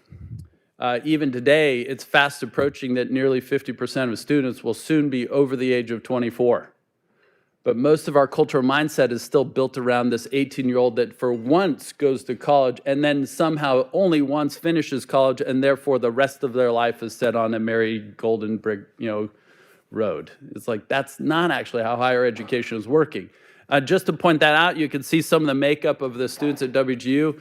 We do have to update these. As soon as we print these slides, they're always out of date. I think today we actually have about 158,000 concurrently enrolled students.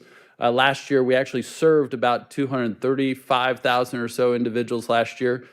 But just to give you a sense of how dramatically different WGU's enrollment is also changing, that our fastest growing age demographic in the last 5 years has been under the age of 24. Just 5 years ago, it was only 5% or so, and we were only maybe 110, 120,000 concurrently enrolled students then. Today, it's 13% of our student body is actually under the age of 24 in traditional age. It's larger than most institutions of higher ed that serve the same age group. More importantly, today we have nearly 50,000 graduates every year. I think we graduate more individuals every year than any single institution. That fundamentally is what it is about. So if you consider putting the student at the center of everything you do, this is how we think about creating value for them. First and foremost, if you want to talk about affordability, why don't you start with the cost? Don't think about interesting and innovative ways to finance an ever-increasing cost. You fundamentally start with the cost. If you want to deliver value, what is it actually costing you to serve the students? And make sure that they pay very little more than that. Meaning at WGU specifically, we do operate as a nonprofit. We are mission driven such that we are not trying to maximize our profit per tuition dollar, but we have to be self-sustaining. So therefore we keep our costs as low as possible. Now, even if you keep that cost low, the reality is just like you heard from David. I loved how he kept just saying credential of value. The point is that if you want to have high quality curriculum, it's not just only the quality of learning instructions, whether or not what you learn is actually relevant to the opportunity. That the measure of quality is really about the relevancy of what you're learning, and is it preparing you to be successful in the opportunity you want to pursue. The third key thing for us is how do you ensure that you're personalizing the instruction, the student experience, all the services and support, so you can dramatically increase the probability that every individual completes. And you'll see that connection to completion on the next slide after this. If you wrap around that, you'll see some other key things that we focus on. Competency-based education, that one of the challenges to value in higher education is the fixation about a credit hour, this notion of seat time. It, quite frankly, is idiotic. It is one of those things that I can't understand, that how something we use to pay faculty became a measure of learning. that somehow if you spend more time doing it, you must be smarter at the end of it. That may be true, but that doesn't correlate to a truth that somehow everyone is supposed to learn at the same pace. There's a really good study that was done some time ago highlighting that if you fix a time to someone mastering a subject, 40% of them will demonstrate mastery or competency. But if you remove the time component, more than 90% of individuals will demonstrate the same mastery in the same subject matter. So we focus on competency-based education, which fundamentally means like it's not how you learn what you are actually learning, it's whether or not you're competent in the learning outcomes. And that you'll see how it changes our value equation. We certainly focus on the workforce alignment. This is not a novel concept. As soon as the modern baccalaureate emerged in the US, which was in the early 1800s, when we went from theology and teaching to now you could get a degree in management, you could get a degree in law, you could get a degree in marketing, engineering, you name it. The modern baccalaureate has always endeavored to be relevant to the workforce and therefore a talent pipeline. The other key thing that just note is that there is one other weird thing that we can't quite understand with some of our peers around online, which is somehow they charge the same or higher price for online programs that are consuming no utility space, no facilities, no nothing. And you're like, wait, why should it cost more? Oh, well, we found that, in fact, we just replicated what we do in person to online. So we've put all the same costs online when, in fact, there's no online business I know of that costs as much as if you did it in person. So that certainly gave us additional benefits to this. All right, so at the end of the day, you get some of our inputs to making sure that we're delivering the value for the students. We also only have 3 key results at WGU. These are them. These are directly tied to value. If you ask me, and I even said it in the hearing that I was in January that said if you want to talk about value, then you have to be very clear that the 3 things that drive value are if you start your program, you complete. Because if you don't complete, in fact, you argue that you actually destroyed value because the vast majority of students are taking debt and they end up with debt that they can't pay back and no increase in income. So the first input is you have to complete. The second input is that you actually have to get placed. Having completed, did you attain the opportunity and was the economic value there for that, such that you know there's a return for the graduates who do complete. I love, Preston, how you actually also normalize that for completion rates. I mean, you can't just take those who completed, you have to also adjust for those who didn't complete to understand the overall economic value add of the institution and the program.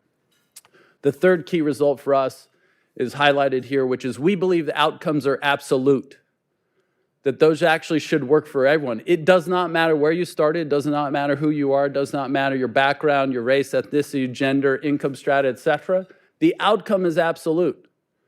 It just matters about how do we make sure that those pathways work for everyone. So at WGU, we are endeavoring to ensure that we have complete equity in access and complete equity in attainment, that regardless of who you are at WGU, you will have an equal probability of success. So that we know that, in fact, it isn't just for the privileged. Sadly, David, I would disagree with your point, which is I think higher ed today is currently in its incarnation, it's only for the privileged. And to my point being, is that in the last 50 years, attainment rates for those from the top income quartile have gone from 40% to 70% completion rates. But if you came from the bottom income quartile during the same 50 years, it only went from 6% to 13%. It's already only working for the privileged. And so equity has to also be one of those key measures that we focus on. To this point, the reality is that we have some really messed up things going on. I mean, so much economic and information asymmetry in the market that, in fact, higher ed institutions have no real incentive to orient to value. There's 0 mechanisms actually holding them accountable to it. You can sit there and go, well, if any of you have ever read Freakonomics, you have a major agent-owner problem or principal agent problem, which is the individual who's actually trying to make a decision about what the right pathway is for me to advance my life is not the same individual who's actually paying for it. It's being funded by programs and funding mechanisms, et cetera. The institution who's actually delivering the service has no real accountability for whether or not they delivered on it, meaning their measure of delivery is, well, I lectured 3 times last week. I did my part. Oh, it's the student's job to actually complete, not my job. I just have to deliver the content. I will just make one point about content that I find that's interesting today that seems lost on all of our faculty members when I talk to them about it, is that their delivery of content in the world of the internet, it's just like watching a Netflix show. So at WGU, we also changed our economics around licensing and leveraging learning resources, because now we can license the best content from the best professors and the best producers of it, regardless of where they are. And the consumption of that content is at the student's time and discretion, not come to a set time in a set room at a set schedule. They are, the faculty are no longer the harbingers of the information. It's already readily accessible, so we have to think differently about the delivery. But this asymmetry exists, meaning that in the market, we're fundamentally dealing with incentives for institutions to, as the Wall Street Journal put it, just devour money. There's never been a project that they seem that they didn't like and didn't want to fund. And most of it seems to go into things that are non-academic. So we're now creating this ever-rising cost of things, but they have no accountability to deliver value, because no one's holding them accountable to whether or not their programs actually deliver value, whether or not the students who start it complete it, whether or not actually the jobs that they're traversing into are actually economically worth the cost they're asking to pay. So these unclear things and information asymmetry is like, I certainly remember, Beth, what you were highlighting is like, flipping through a book and it told you everything about the institution, but it didn't tell you anything about whether there was an economic return on your investment in it. That's the kind of environment that we're dealing with. Now, the other last bullet point here is that when an individual is trying to pick an educational option, they're not ever able to get just the education. Most institutions deliver a highly integrated product.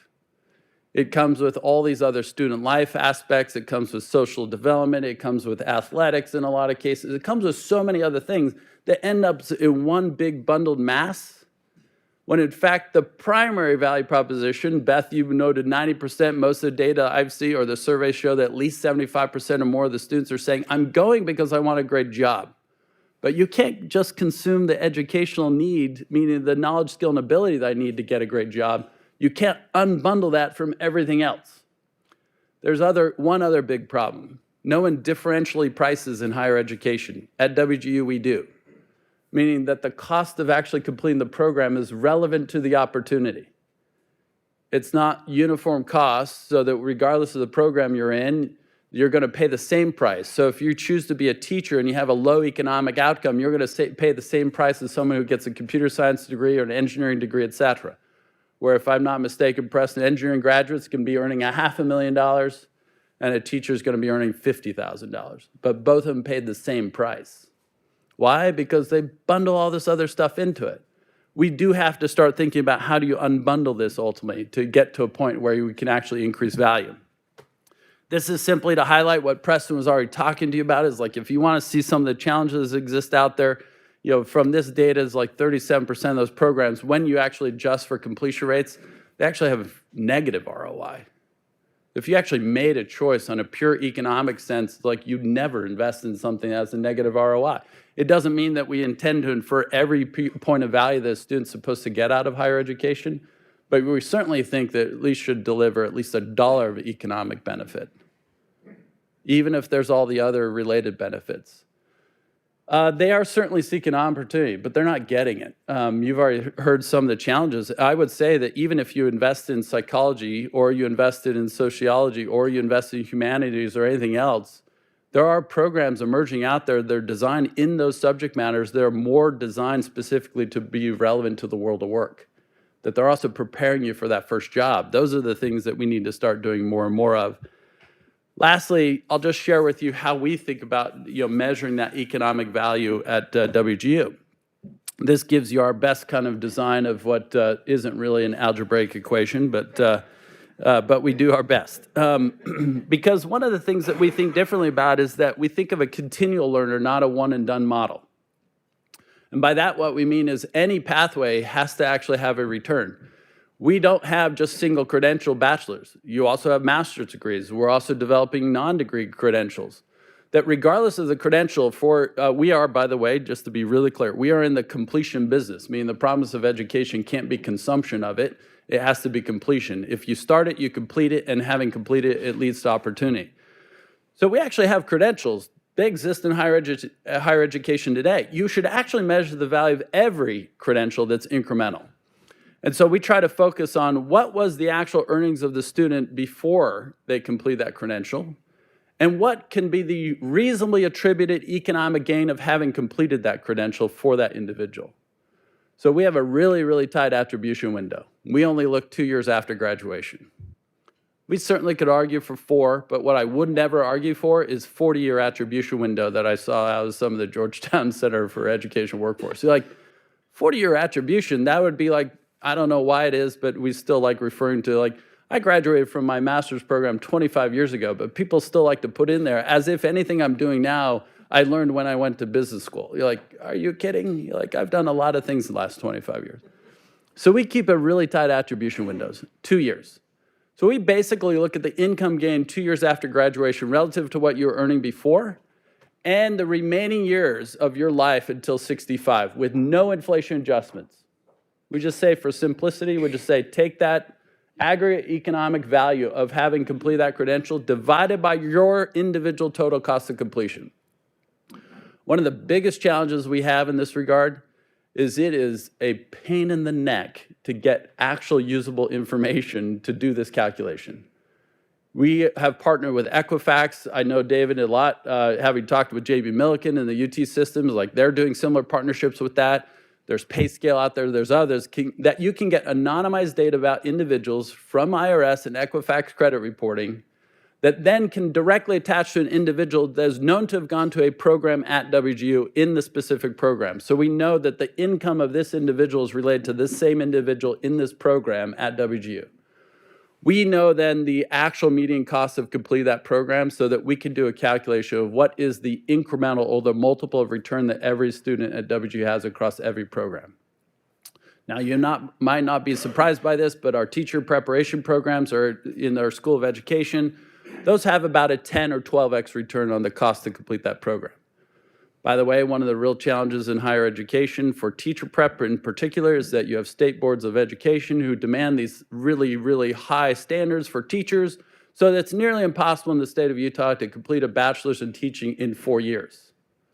You have to complete it in 5. So even at WGU, when you can go as fast as you want, we still see the completion duration be longer with our teacher students than we do in other programs because they set the bar so high. So on that end, we have a 10 to 12x return, but on the end of cybersecurity, we have like a 50x return.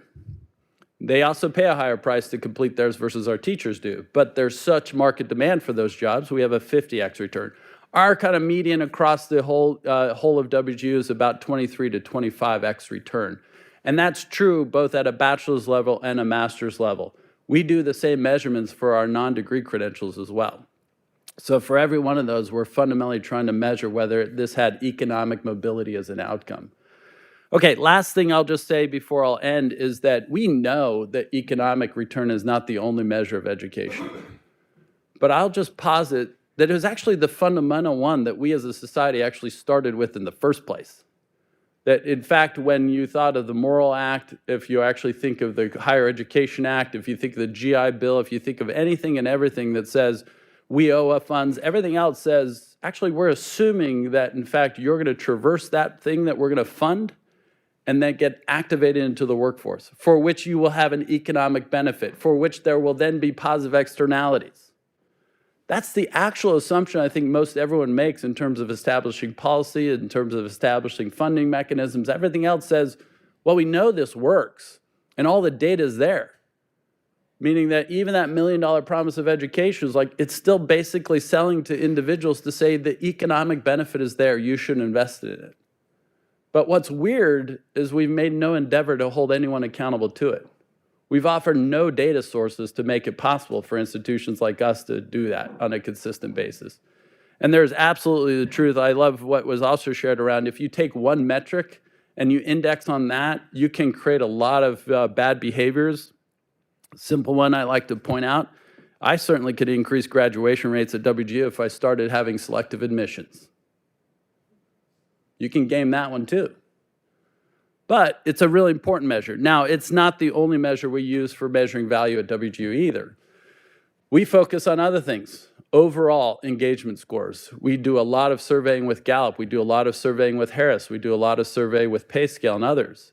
that we want to know is like, what's the actual employer satisfaction around the readiness of our graduates for the work that they're doing in their jobs? What rate are you hiring them again? How would you overall recommend WGU graduates relative to graduates elsewhere? We look at their overall well-being measures. We also look at their overall engagement scores in work and everything else. We look at their overall social, financial, and other well-being measures to know that whether or not we're delivering on the broader value proposition of education being a way for an individual to live a self-determined life. However, I'll just kind of end with this point, which is a lesson I learned from a former boss at a software company that I worked for, that there are scams that exist all over the place in the market. I said this before, there are two scams I think exist in higher education that we have to start increasing our accountability for and working against. One is access without attainment. If we try to fund access with no accountability for completion, all we're doing is funding a scam, meaning that there are plenty of enterprising institutions, regardless of tax status, by the way, who'll find out all sorts of ways to enroll individuals and have zero accountability for whether or not those individuals got any value out of the money that was paid by them and funded by programs, and then ultimately left them holding the bag. I don't know what that line of demarcation is. I certainly know that within a startup world that you can't start at 50+% completion rates. But you gotta get there so that you at least know you have better than a coin toss probability that an individual is gonna be successful. And it better be higher than 50% for pretty much anyone, regardless of their background.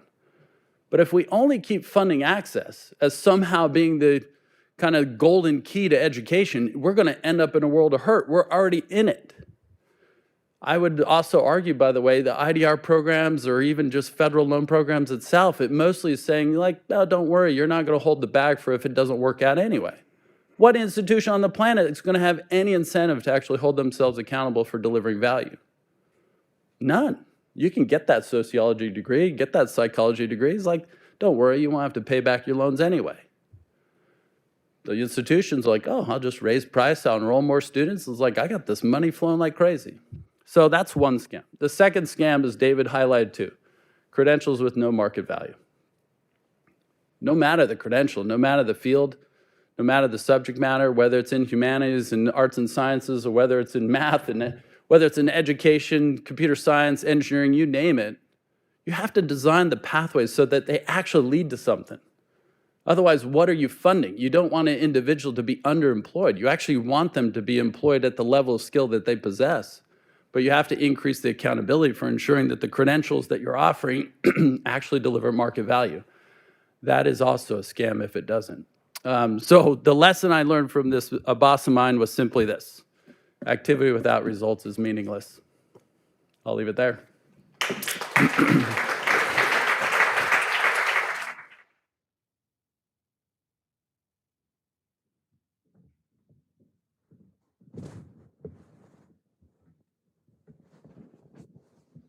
Scott, it seems like you're trying to give me nightmares by uttering those words of, don't worry, you won't have to pay it back anyway, that have been spoken too often in this city in recent years.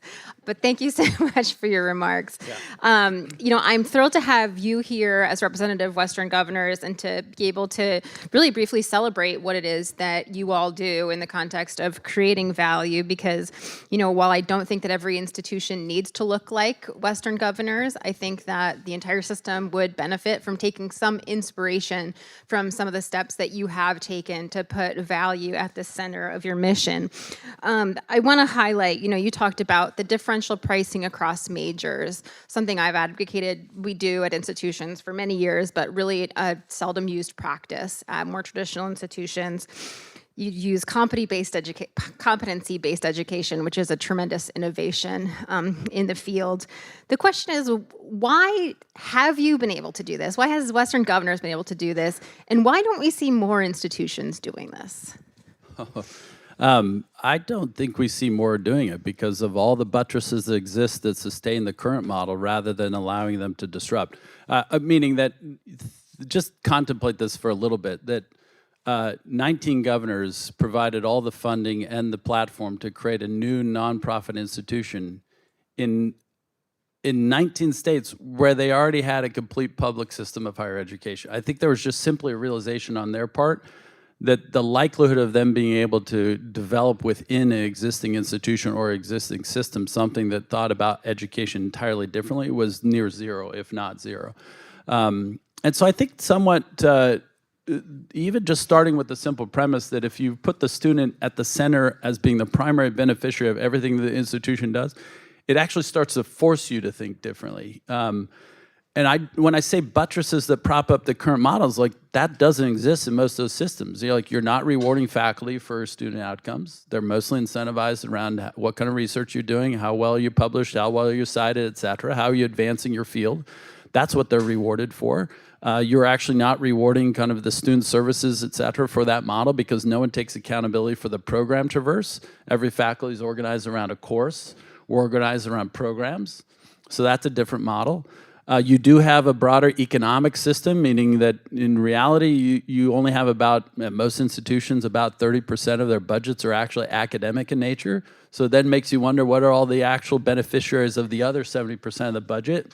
And who are all the contingent beneficiaries of investing that? And it's not the student always. And so I think they're actually put into an environment where it's really, really difficult to innovate. The most compelling ones are certainly the ones we know of, ASU. I would add to that now South Florida and Central Florida, Georgia State, where they're, I think, sometimes through a force of a really good executive, just said, we're going to just start doing things differently. We're going to kind of redefine our mission. We're going to hold ourselves more accountable to an access mission or a completion mission or an equity mission, whatever.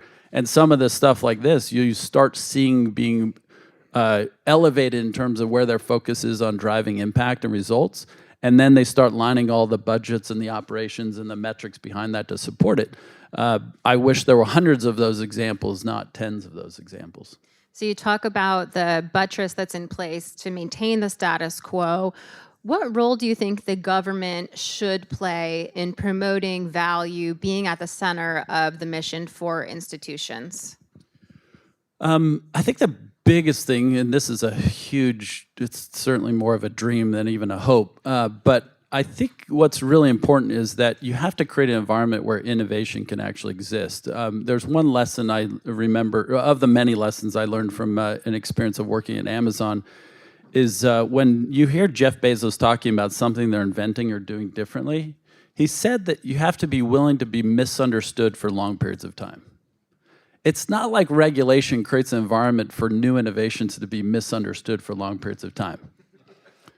And I think the challenge with that is that you can end up at a point where then whatever emerged is just assumed to be valuable because it exists, rather than any measure of impact or accountability.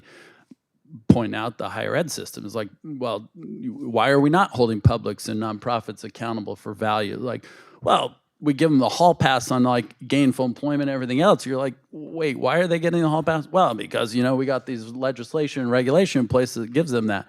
So I think what we have to be thinking about from a policy and a government standpoint is, how do you actually foster a sandbox or an environment where these innovations can start to emerge and you give them the time to steep?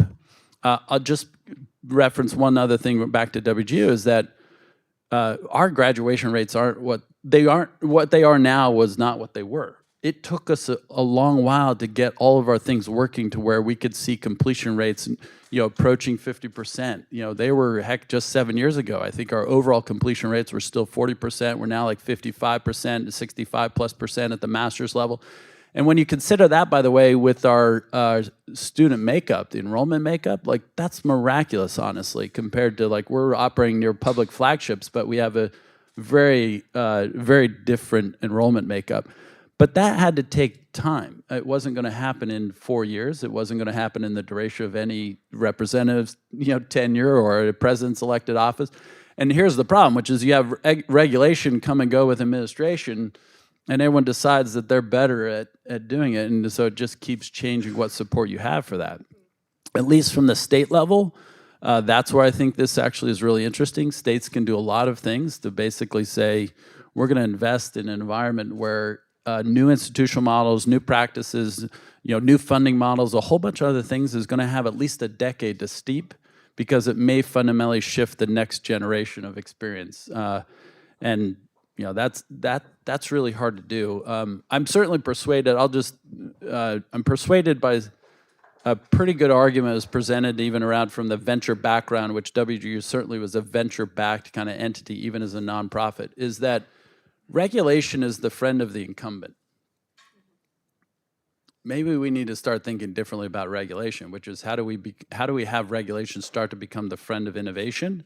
Because we desperately need it. Making a failed model free isn't going to help anybody.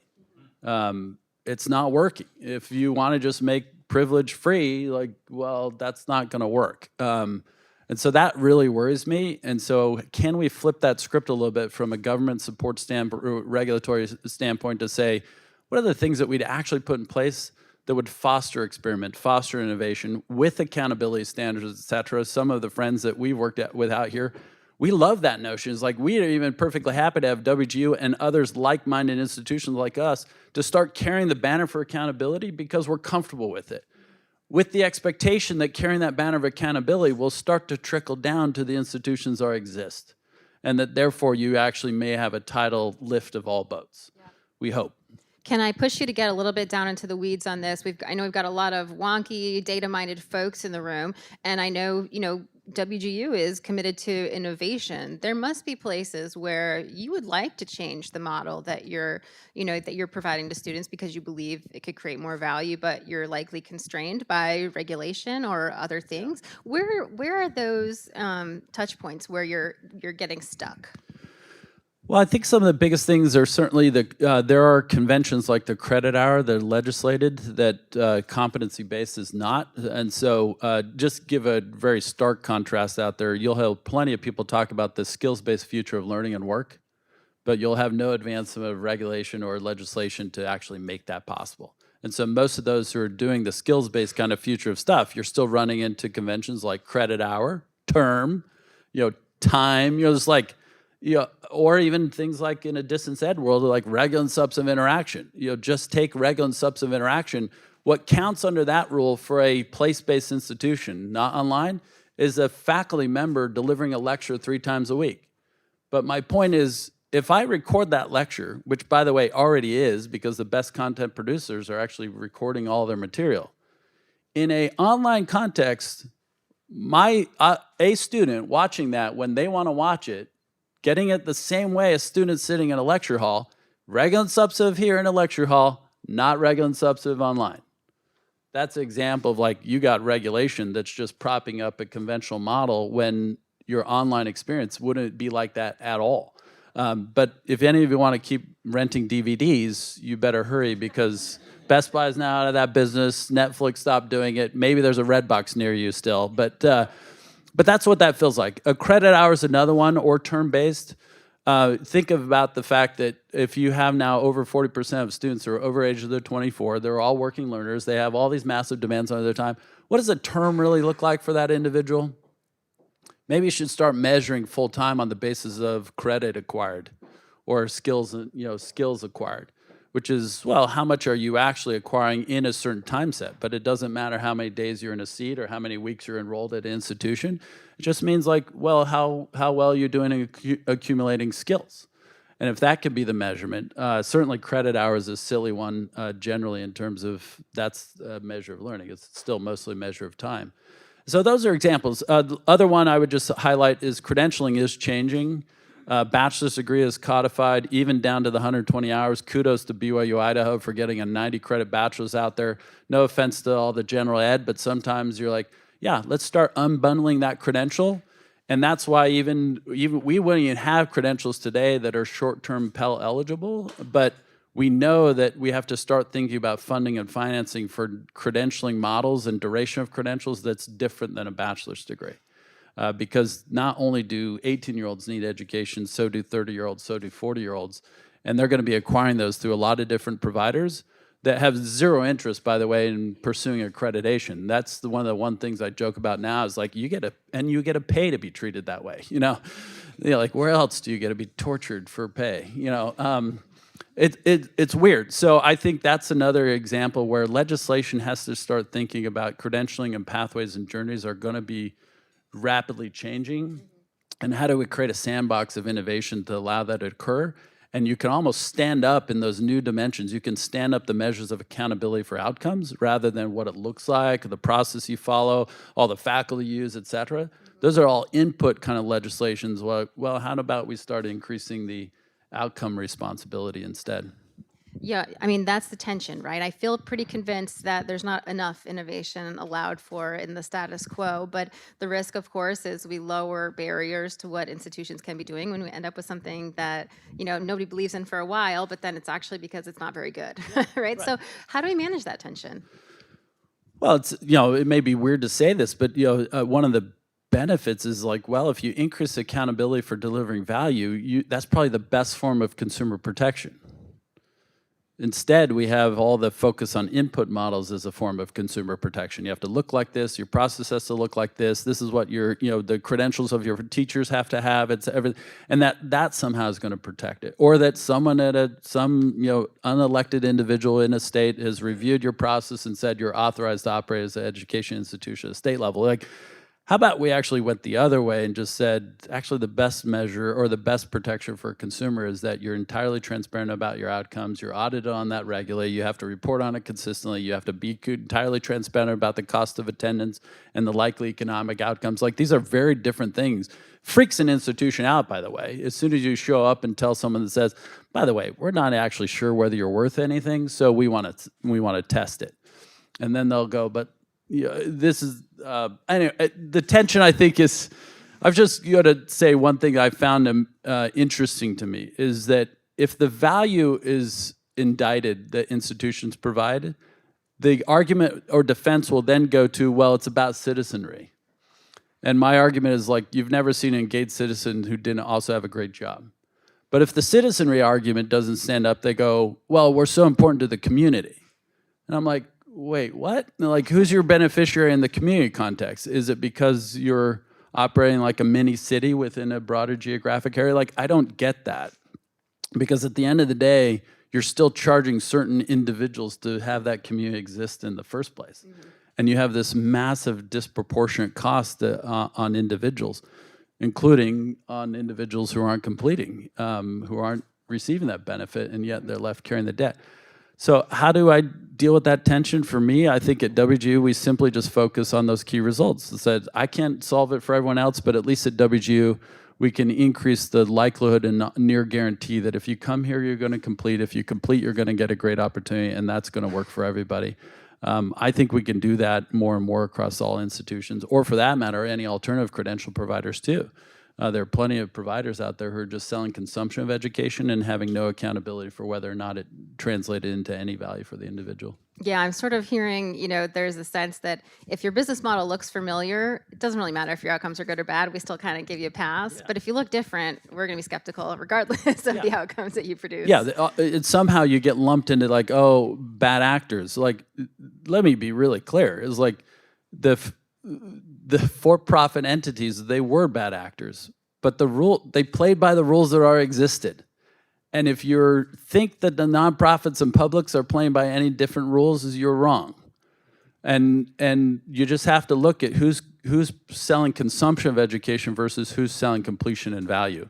And we got to be really careful that we don't give the hall pass to institutions that are just saying, oh, well, look how many we have enrolled, and we're doing all this, and we're charging them a pretty penny, and it's all funded by the student finance complex. It is federal student aid, and by the way, it's highly disproportionate, the outcomes based upon background or income strata, and these individuals end up pulling all the debt. Doesn't worry, we'll forgive all of that, or we'll make IDR a standard regulation so you won't have to pay it back anyway. I mean, they've raised the bar so high in IDR that basically, I think, who did it? Brookings Institute. Actually, I think it was even New America who did the study, that even having that change, it factors into the psyche of someone picking a program that says, well, I don't expect to pay it back anyway. So what do I really care as to how much it costs? Like, that's a bad thing. The stuff my nightmares are made of, Scott. Yeah, and all of us who have children who have who actually have the economic ability to pay for that. For an 18-year-old, the one thing I was laughing about, having 6 children of my own, I still have one at home, but the other 5 are now gone through college or in college. And thankfully, some are wisely choosing WGU now. Oh, thank goodness. Yeah, success. But I actually think the problem is that the parents aren't making the choice. And by that, what I mean is that largely all of us in this room are the problem.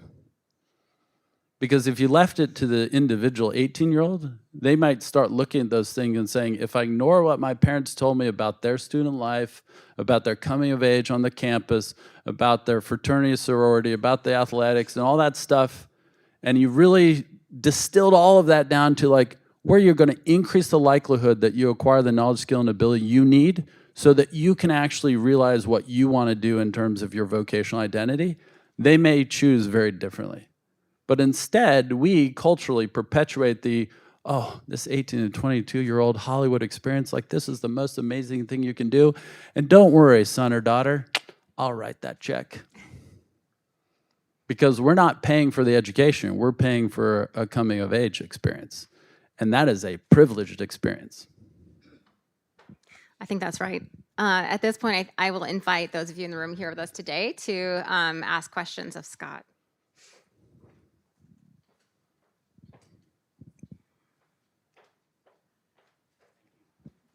Hi, Nathan Arnold from Education Council. I really appreciate the comments you made about needing to ensure that there is accountability connected to outcomes.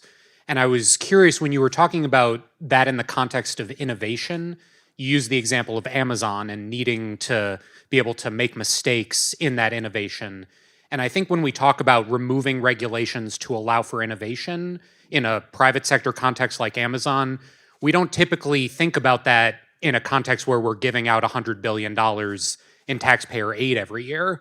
And so I'm wondering if we were to allow Amazon to develop the Amazon Fire tablet, which, you know, is not something that we all remember as a huge success, how would we have felt if we had to leave 50,000 students with debt for that innovation to have happened?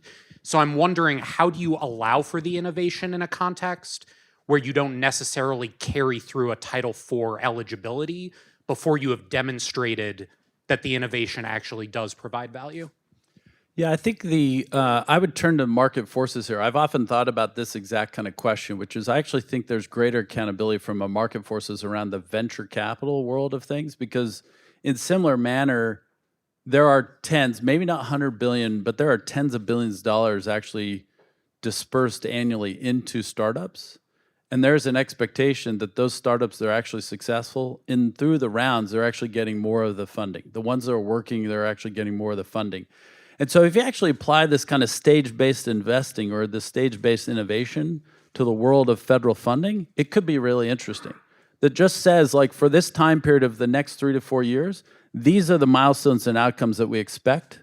And having achieved those milestones and advancing towards that impact that we actually want, there will be incremental funding to it.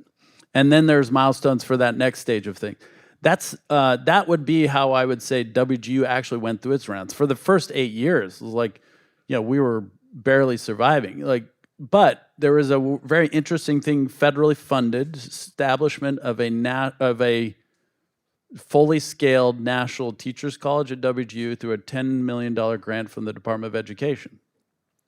We didn't fall on that grant, meaning that it would have been interesting to say, hey, with the very clear milestones, that $10 million could be $100 million in the next round.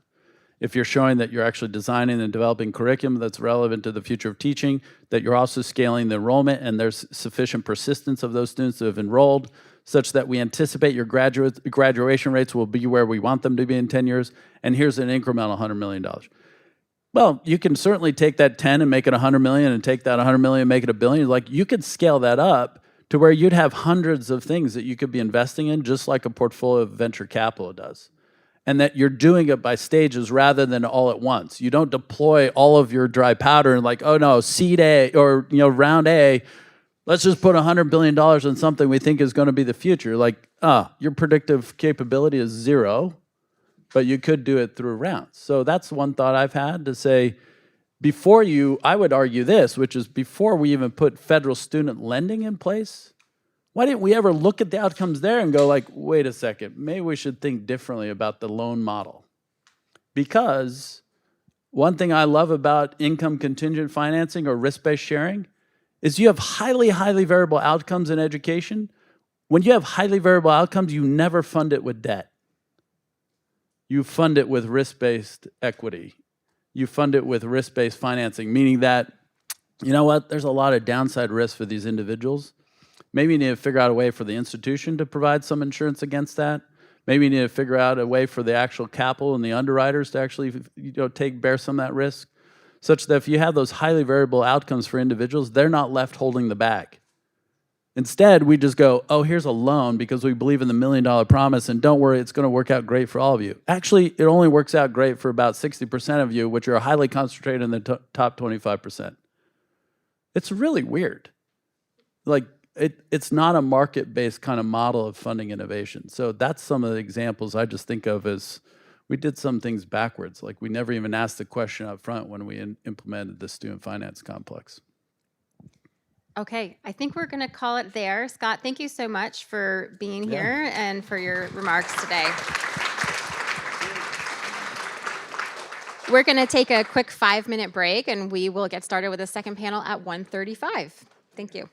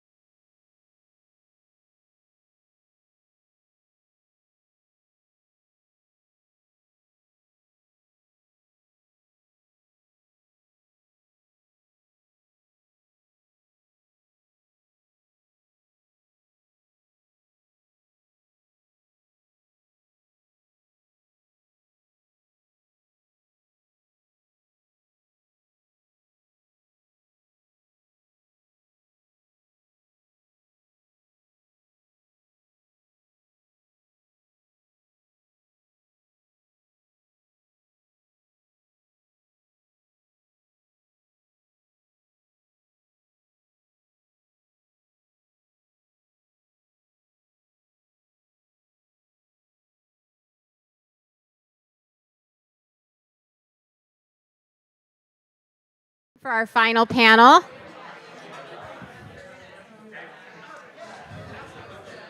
I know the stoke on higher ed value is very high right now, but I'll ask you to hold your discussion until after we finish our last panel, and then invite you to stick around and chat with all of our friends that are in the room.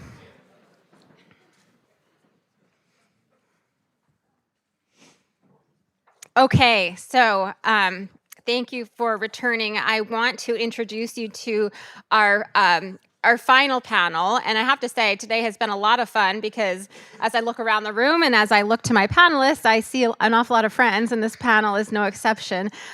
Joining me today are all the way on the far side of the stage is Stieg Leschly, president of an aspiring accreditor, the Post-Secondary Commission, who's also our sponsor for today's event. So welcome, Stieg.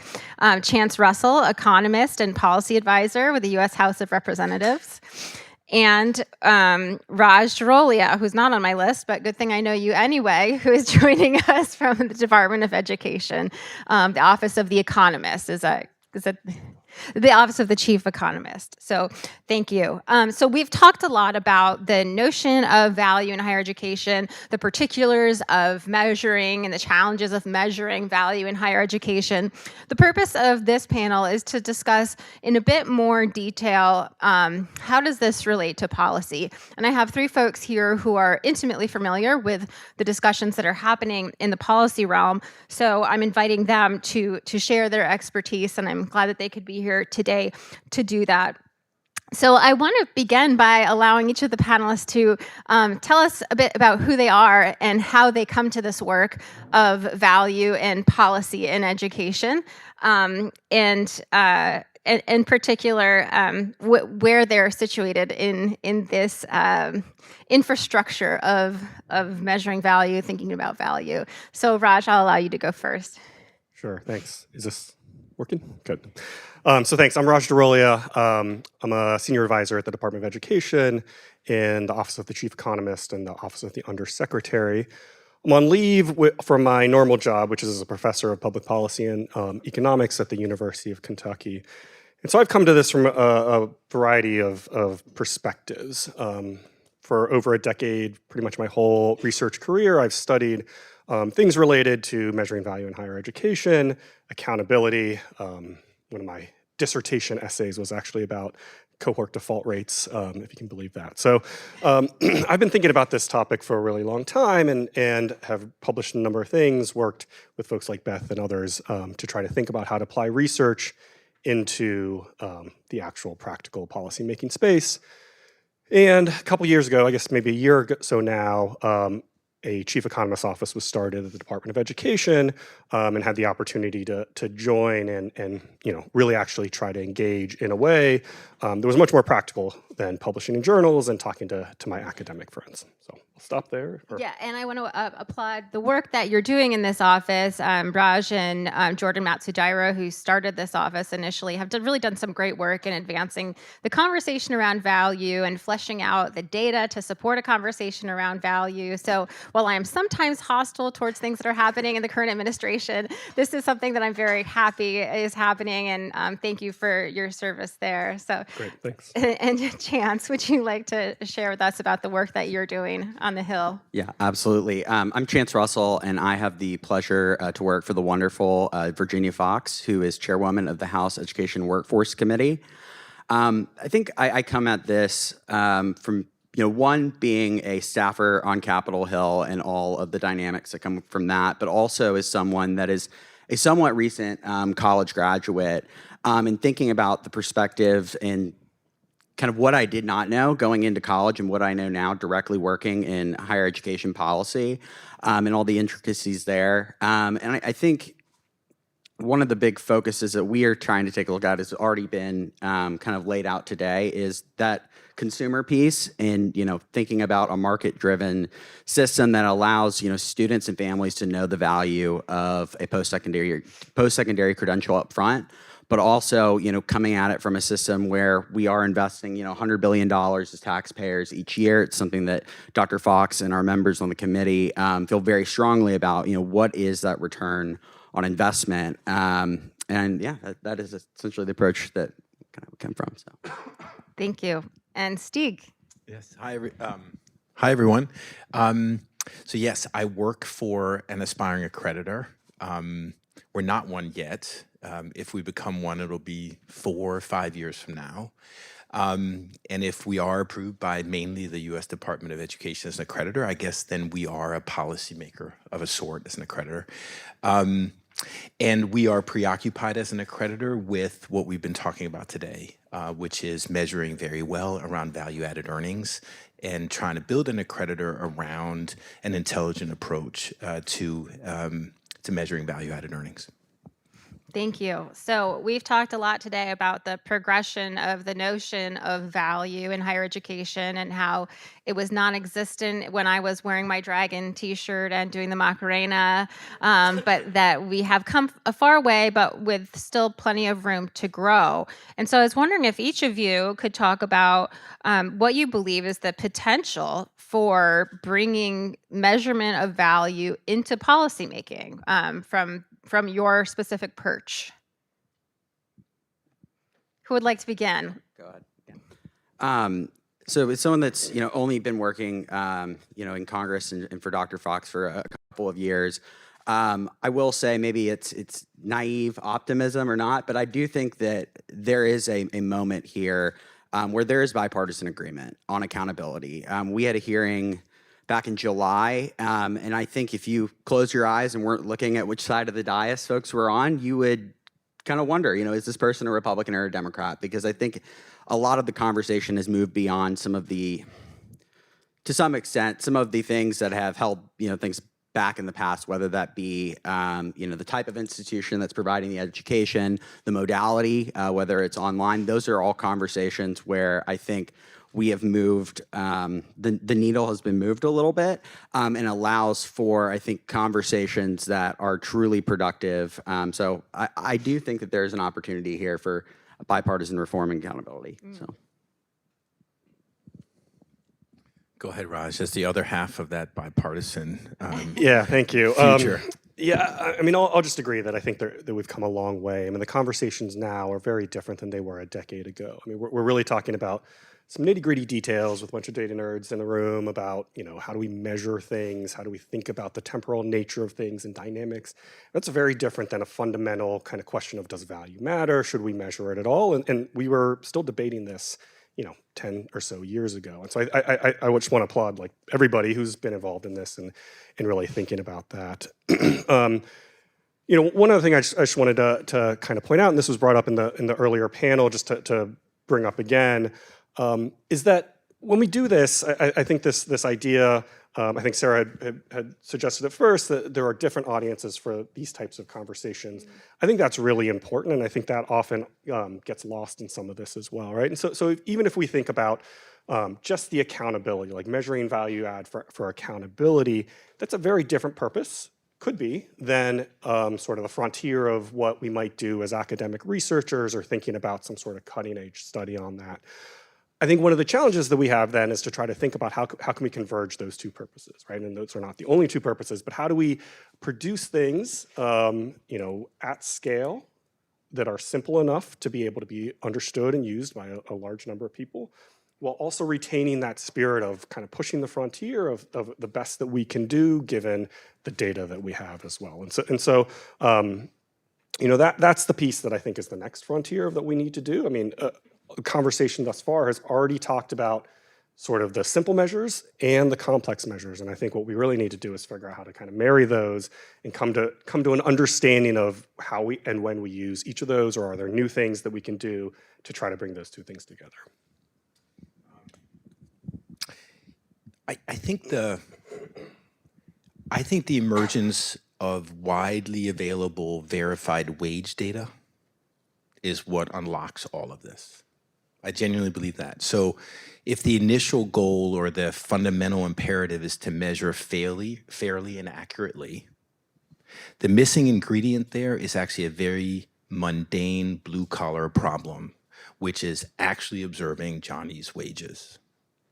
The moment that data is available to all the actors we're talking about, states, the federal government, these two gentlemen sitting next to me, institutions themselves like Scott's, places like Texas State Technical College, it's in the room, or third-party actors like accreditors of research, the moment that piece of the data puzzle is available, this starts to move very, very quickly. Because you can then observe in a way that is genuine social science the actual contribution, causal contribution of an institution or a program to that student body.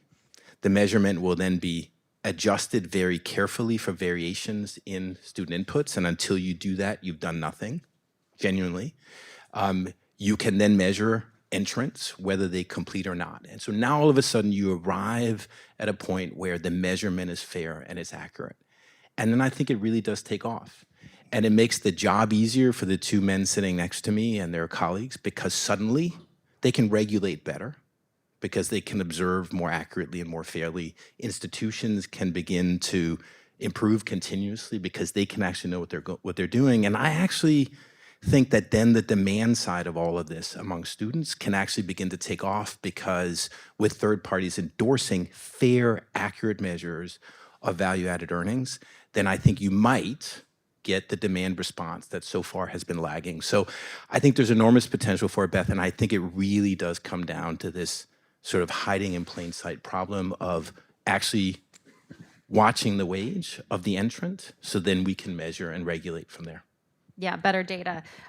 Chance, let me come back to you. So it's exciting to hear you say, of course, that there's a sense of bipartisan engagement on the issue of measuring and potentially using value in policy. Now, there's been a flurry of legislation from Senate Republicans and Republicans in the House, and Virginia Fox included. Can you talk a little bit about what sort of efforts are in place, and how is the notion of value potentially being discussed as being employed in policy? Yeah, absolutely. So I'll point, I think, first to what I think we see as kind of a microcosm of a lot of the conversations that are having in higher ed, particularly around value, and that is workforce Pell legislation. There are several proposals that have been out there, all of which each try to measure value kind of in their own way, whether that be looking at the high school wages, looking at an earnings gain, or as the kind of the approach that we took, that Dr. Fox took, and Ms. Stefanik and some of our members in the Pell Act, the Promoting Employment and Lifelong Learning Act, was looking at what was talked about today was not just that earnings, but what was the cost and what is the price of a program relative to the earnings outcomes of students. And I think one of the challenges is, from a federal policy perspective, how do you best measure value without, writing into legislation some sort of black box that, the secretary shall calculate, the long-term return on investment using X, Y, Z, but how can you keep something that's simple for institutions to understand and meet that still accomplishes the same goal of ensuring that both students and taxpayers get a return on investment? And I think, that piece of legislation, and we are, continuing to hopefully make headway, and we're optimistic that a solution can come there. I think that will be a good starting point for looking at accountability more broadly. And I know the way our members are thinking about it is less so from an approach of in or out or winner or loser, but more of a we heard Steve talk about continuous improvement. So looking at a carrots and sticks type approach to accountability, whether that be holding institutions accountable for some amount of unpaid loans, or whether that be performance-based funding. You look at the success in Texas State Technical College, and performance-based funding that has been implemented there. Those are the types of approaches that I think our members are very keenly looking at. So. Yeah, thanks, Chance. Raj, how about over the department? I mean, you guys are not in a lawmaking capacity there, but rather implementing what Chance sends over from the Hill and what manages to get done. But, you're also doing this innovative thing, which is that you have this Office of Economists now who are working on advancing data and other initiatives within the department. Can you talk about, the steps that are happening now? Sure, thanks. Yes, so I think there's, in spirit, I agree with what a lot of Chance says, and not to get into kind of specific policy dimensions, but this idea that we should be measuring institutions and programs based on outcomes, I think is not something that is up for debate right now.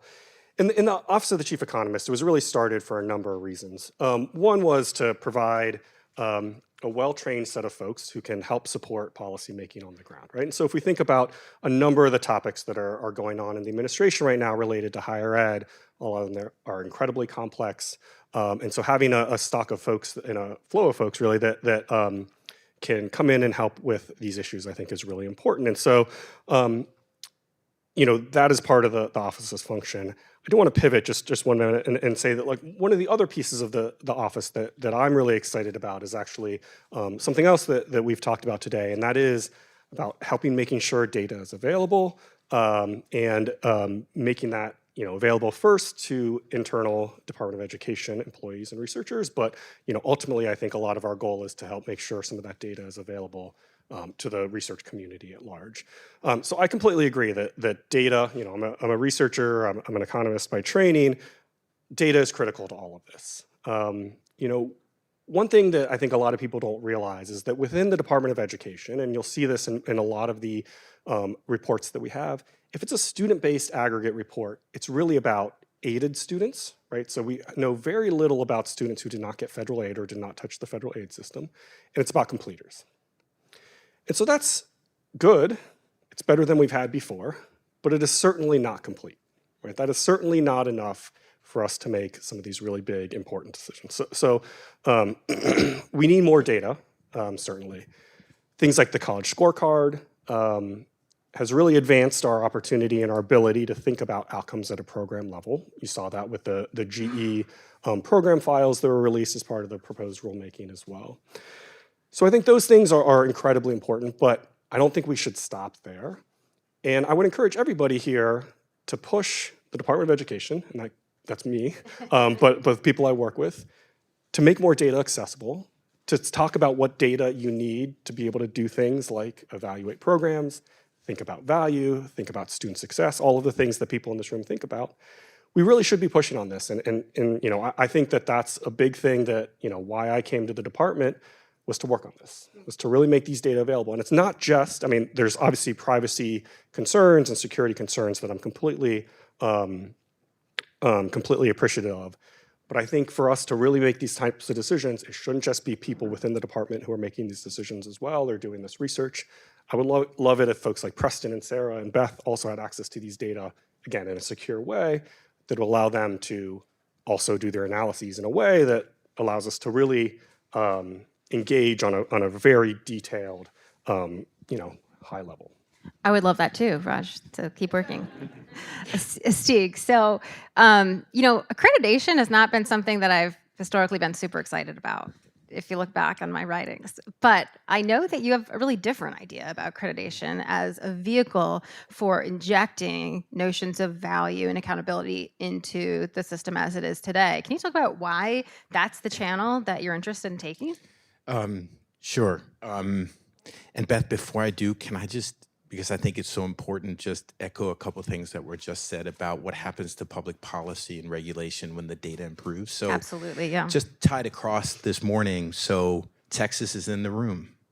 David Troutman, I think you might be the most advanced state on this data stuff. Don't quote me on that. But when that happens, you can actually begin to performance fund places like Texas State Technical College. And so many good things happen. Not just, it's not just that at that point you can, with intellectual honesty and authenticity, intervene in a dysfunctional college, because you can now, in a sincere way, prove that there's a problem. You can also begin to encourage the outliers. And to Scott's point, this is really important. If you can measure well, and if you stage risk, you can begin to admit innovators into the system. So there are just so many things that happen only and precisely if we can measure well. Anyhow, so all we're doing as an accreditor, if we're ever allowed to be one, is just to be basically super geeky value-added earnings accreditors, who you can almost think of us as like Preston's brain or Sarah Turner's brain inside an accreditor. And it's really one use case among many. There's a list of actors in this room who all need to measure. and respond, states, institutions, researchers, and I think accreditors as well. And there are real accreditors in the room. I should mention Jamie Studley's here from WASC and Leah Matthews. And I think we are likely, if we succeed, just to be an R&D shop around a pretty purist, geeky approach to value-added earnings. We may have a few customers when we get there, but in any case, in that use case, Beth, try to also sort out what really accurate, fair measurement looks like. All of this, then accreditors can do their job better to help institutions improve. We would share whatever we discover and figure out how to do with other accreditors. And accreditors, not us, but the really meaningful ones, are extensions of federal student aid and are very inclined, just as the legislature is and the ED is, to steward that money well. And so we hope to contribute the technology we're developing around measurement for use by the accreditors that really sit between Title IV and the institutions. That's the reason. Got it. I feel like what's happening with student loan policy has really invited a bigger audience into the conversation about higher ed reform, and I think in a lot of ways that's a good thing. One of my experiences shortly after the president announced the cancellation plan was talking to some staffers in Republican offices on the Hill who, when I offered to them that, value was not a part of the accountability regime that, limited access to federal aid, they were sort of shocked at that. And so I think, but there are different responses. There are certainly, others who feel like the, use of value or economic value as a metric that polices our education system is, distasteful on the other extreme. So I wonder, as each of you has worked on advancing this notion of injecting value more into the conversation of higher education, how you have found that to be received in each of your respective positions. I think I'll touch first on, the pushback of any sort of measure of value in education. Like when it comes to a loan program, whether it's a good metric or not, we've had the cohort default rate, right? That you can see that as some measure of value. Are you able to not, have all of the negative consequences that come with default? So to some extent, there is some precedent there. But when it comes to the difference between the reception, pre and post, kind of some of the actions that have been taking this administration, I think it can be largely categorized as night and day. I think one issue that is always challenging in Congress, not just higher ed, it's different constituencies and different groups and different folks people are representing. But I think when cancellation happened, a lot of members that you would maybe typically think that may be pushing against, some sort of, accountability from Congress. I think that tone has kind of changed. I think they realize the extent to which the amount of money that is flowing into this, in a post-IDR world, we're looking at $250 billion being spent over the next decade in loan cancellation. So, what are we paying for? I think is a big question that folks are asking. And I do think that there is a lot of opportunity over the next years, given the sentiment and the, I think, urgency to do something. I think that is very much present. Mm-hmm. Steve, how have you been received? Well, like 4 people know about us, and you're one of them. So, and one of them is me, and I liked you enough to invite you today. Thanks. Look, I actually never get too hung up on the outside-in quizzical look about measuring value. I think it's actually not an issue, as long as the defense of it is non-aggressive, which is that, look, 80% of students and their moms and dads at the kitchen table care about it, so we have an absolute obligation to take it seriously, not to the exclusion of any other. That's an irrefutable point of view. I think the harder thing for us as a group of people is to take seriously how to do it well. And so if you can only measure sort of well, you can only intervene a little bit. If you can only kind of measure, you actually can't tolerate innovation. So we have to be very self-aware about when we're measuring accurately and fairly, and in the absence of doing that, not overreach. That's enormously important. The one other non-obvious thing I'll just say about the talk of value-added wage gains and all this stuff is that a very significant beneficiary of this the ones I think I privately care the most about, are institutions in American society hiding in plain sight that do extraordinary things for low-income kids, who never get written about because nobody spends the time to measure them the way Preston and Sarah would measure them, which is to really notice that they do the hard miles with kids who need a lot and do extraordinary things for them. But their absolute wage outcome doesn't look like that of Harvard, so the New York Times goes off to write about Harvard again, which for 2/3 of their entrants may not have added a single penny to their wage trajectory, right? So I think I'm hoping for the day, Beth, when people realize the inherent legitimacy and fairness in actually walking up to an institution and taking a look at their outcomes only after you paid a lot of attention to the student body they serve. And the real beneficiaries of that are not the ones that get written up. So I think that might also be a nice moment in the narrative of this, because it'll become so obviously a fair and just thing to do. I mean, in my experience, and I talk to a bunch of other nerds most days, so take that with a grain of salt. There hasn't really been a question of whether value matters or not. I think is a lot of conversation about how do we measure that? What does that mean to different people? And I think these are all really important conversations. You know, from my perspective, this means that we should be trying to measure more, trying to define more, putting that out into the public sphere and really having that debate. I think that, you know, whether we think about some of the things that were in GE or some of the other things the administration has done, to me, that's just a floor. Right? These are necessary things that we needed to do to say that there was a minimum level of earnings or debt burden that is necessary for public investment and student investment. I don't think we should stop there, certainly. I think there's a lot of work to do. We've been talking about data, and earnings data is really important. It's still incomplete, right, in almost every use of it. And so we just need to keep on pushing. And so, you know, I completely agree. And, you know, for me, it's not just I'm not trying to rag on here, not just like a obligatory caveat. I do think value matters. Like, other measures of value matter. But we should be stacking those on top of the ones that we can measure to start, and then be working really hard to measure and judge other measures of value as well.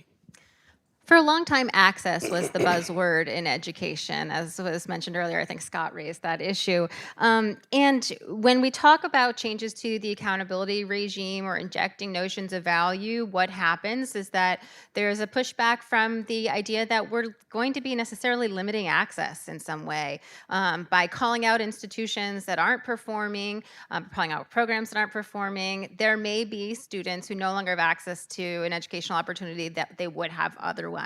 So, you know, in your respective positions, how do you think about that trade-off? Steve, do you want to start? Okay. No, he does not. I think that, you know, the first question is access to what, right? You know, if you're pointing out an institution that's doing poorly, is that student really better off? I mean, according to some of Preston's data, and I think it was on the slide earlier, 37% of programs provide a negative return on investment. I mean, if you told a student before they enrolled, hey, you will be worse off than this, I think a lot of them might make a different decision if they're able to. But I think when it comes to structuring accountability, I mentioned earlier, you know, you can take a carrots and sticks approach, right? You can take the approach that rewarding those institutions that are hiding in plain sight, that charge, you know, students reasonable prices, that launch them into careers that they otherwise would not have that opportunity. And I think you can and should be crafting policy that points those institutions out, rewards them, and provides them resources to scale. So, Yes, I think it's true. There needs to come a moment when, on some periphery of higher ed, I don't know how big it is, there has to be a drastic intervention. But that's not the primary benefit of measuring well and measuring fairly. It's the other one. It's the turnover inside institutions.